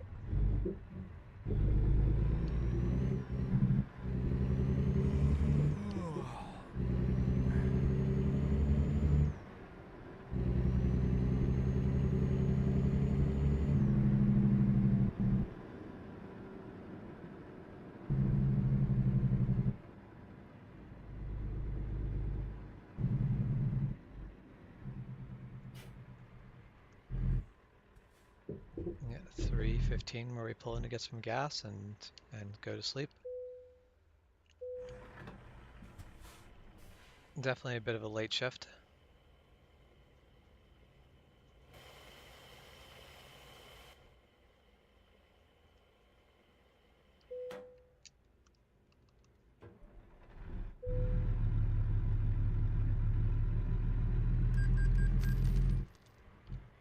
I'm gonna say I think that that truck's seen better days. Just saw the tire and went, why is that tire at such a weird angle? But I see there's more than just that damage to the truck. All right, let's go over here and pull up right next to somebody else because, you know, that's always the polite thing to do. At 3 in the morning, make sure you make a bunch of engine noise and reverse beepers and all that right next to somebody else who's trying to sleep.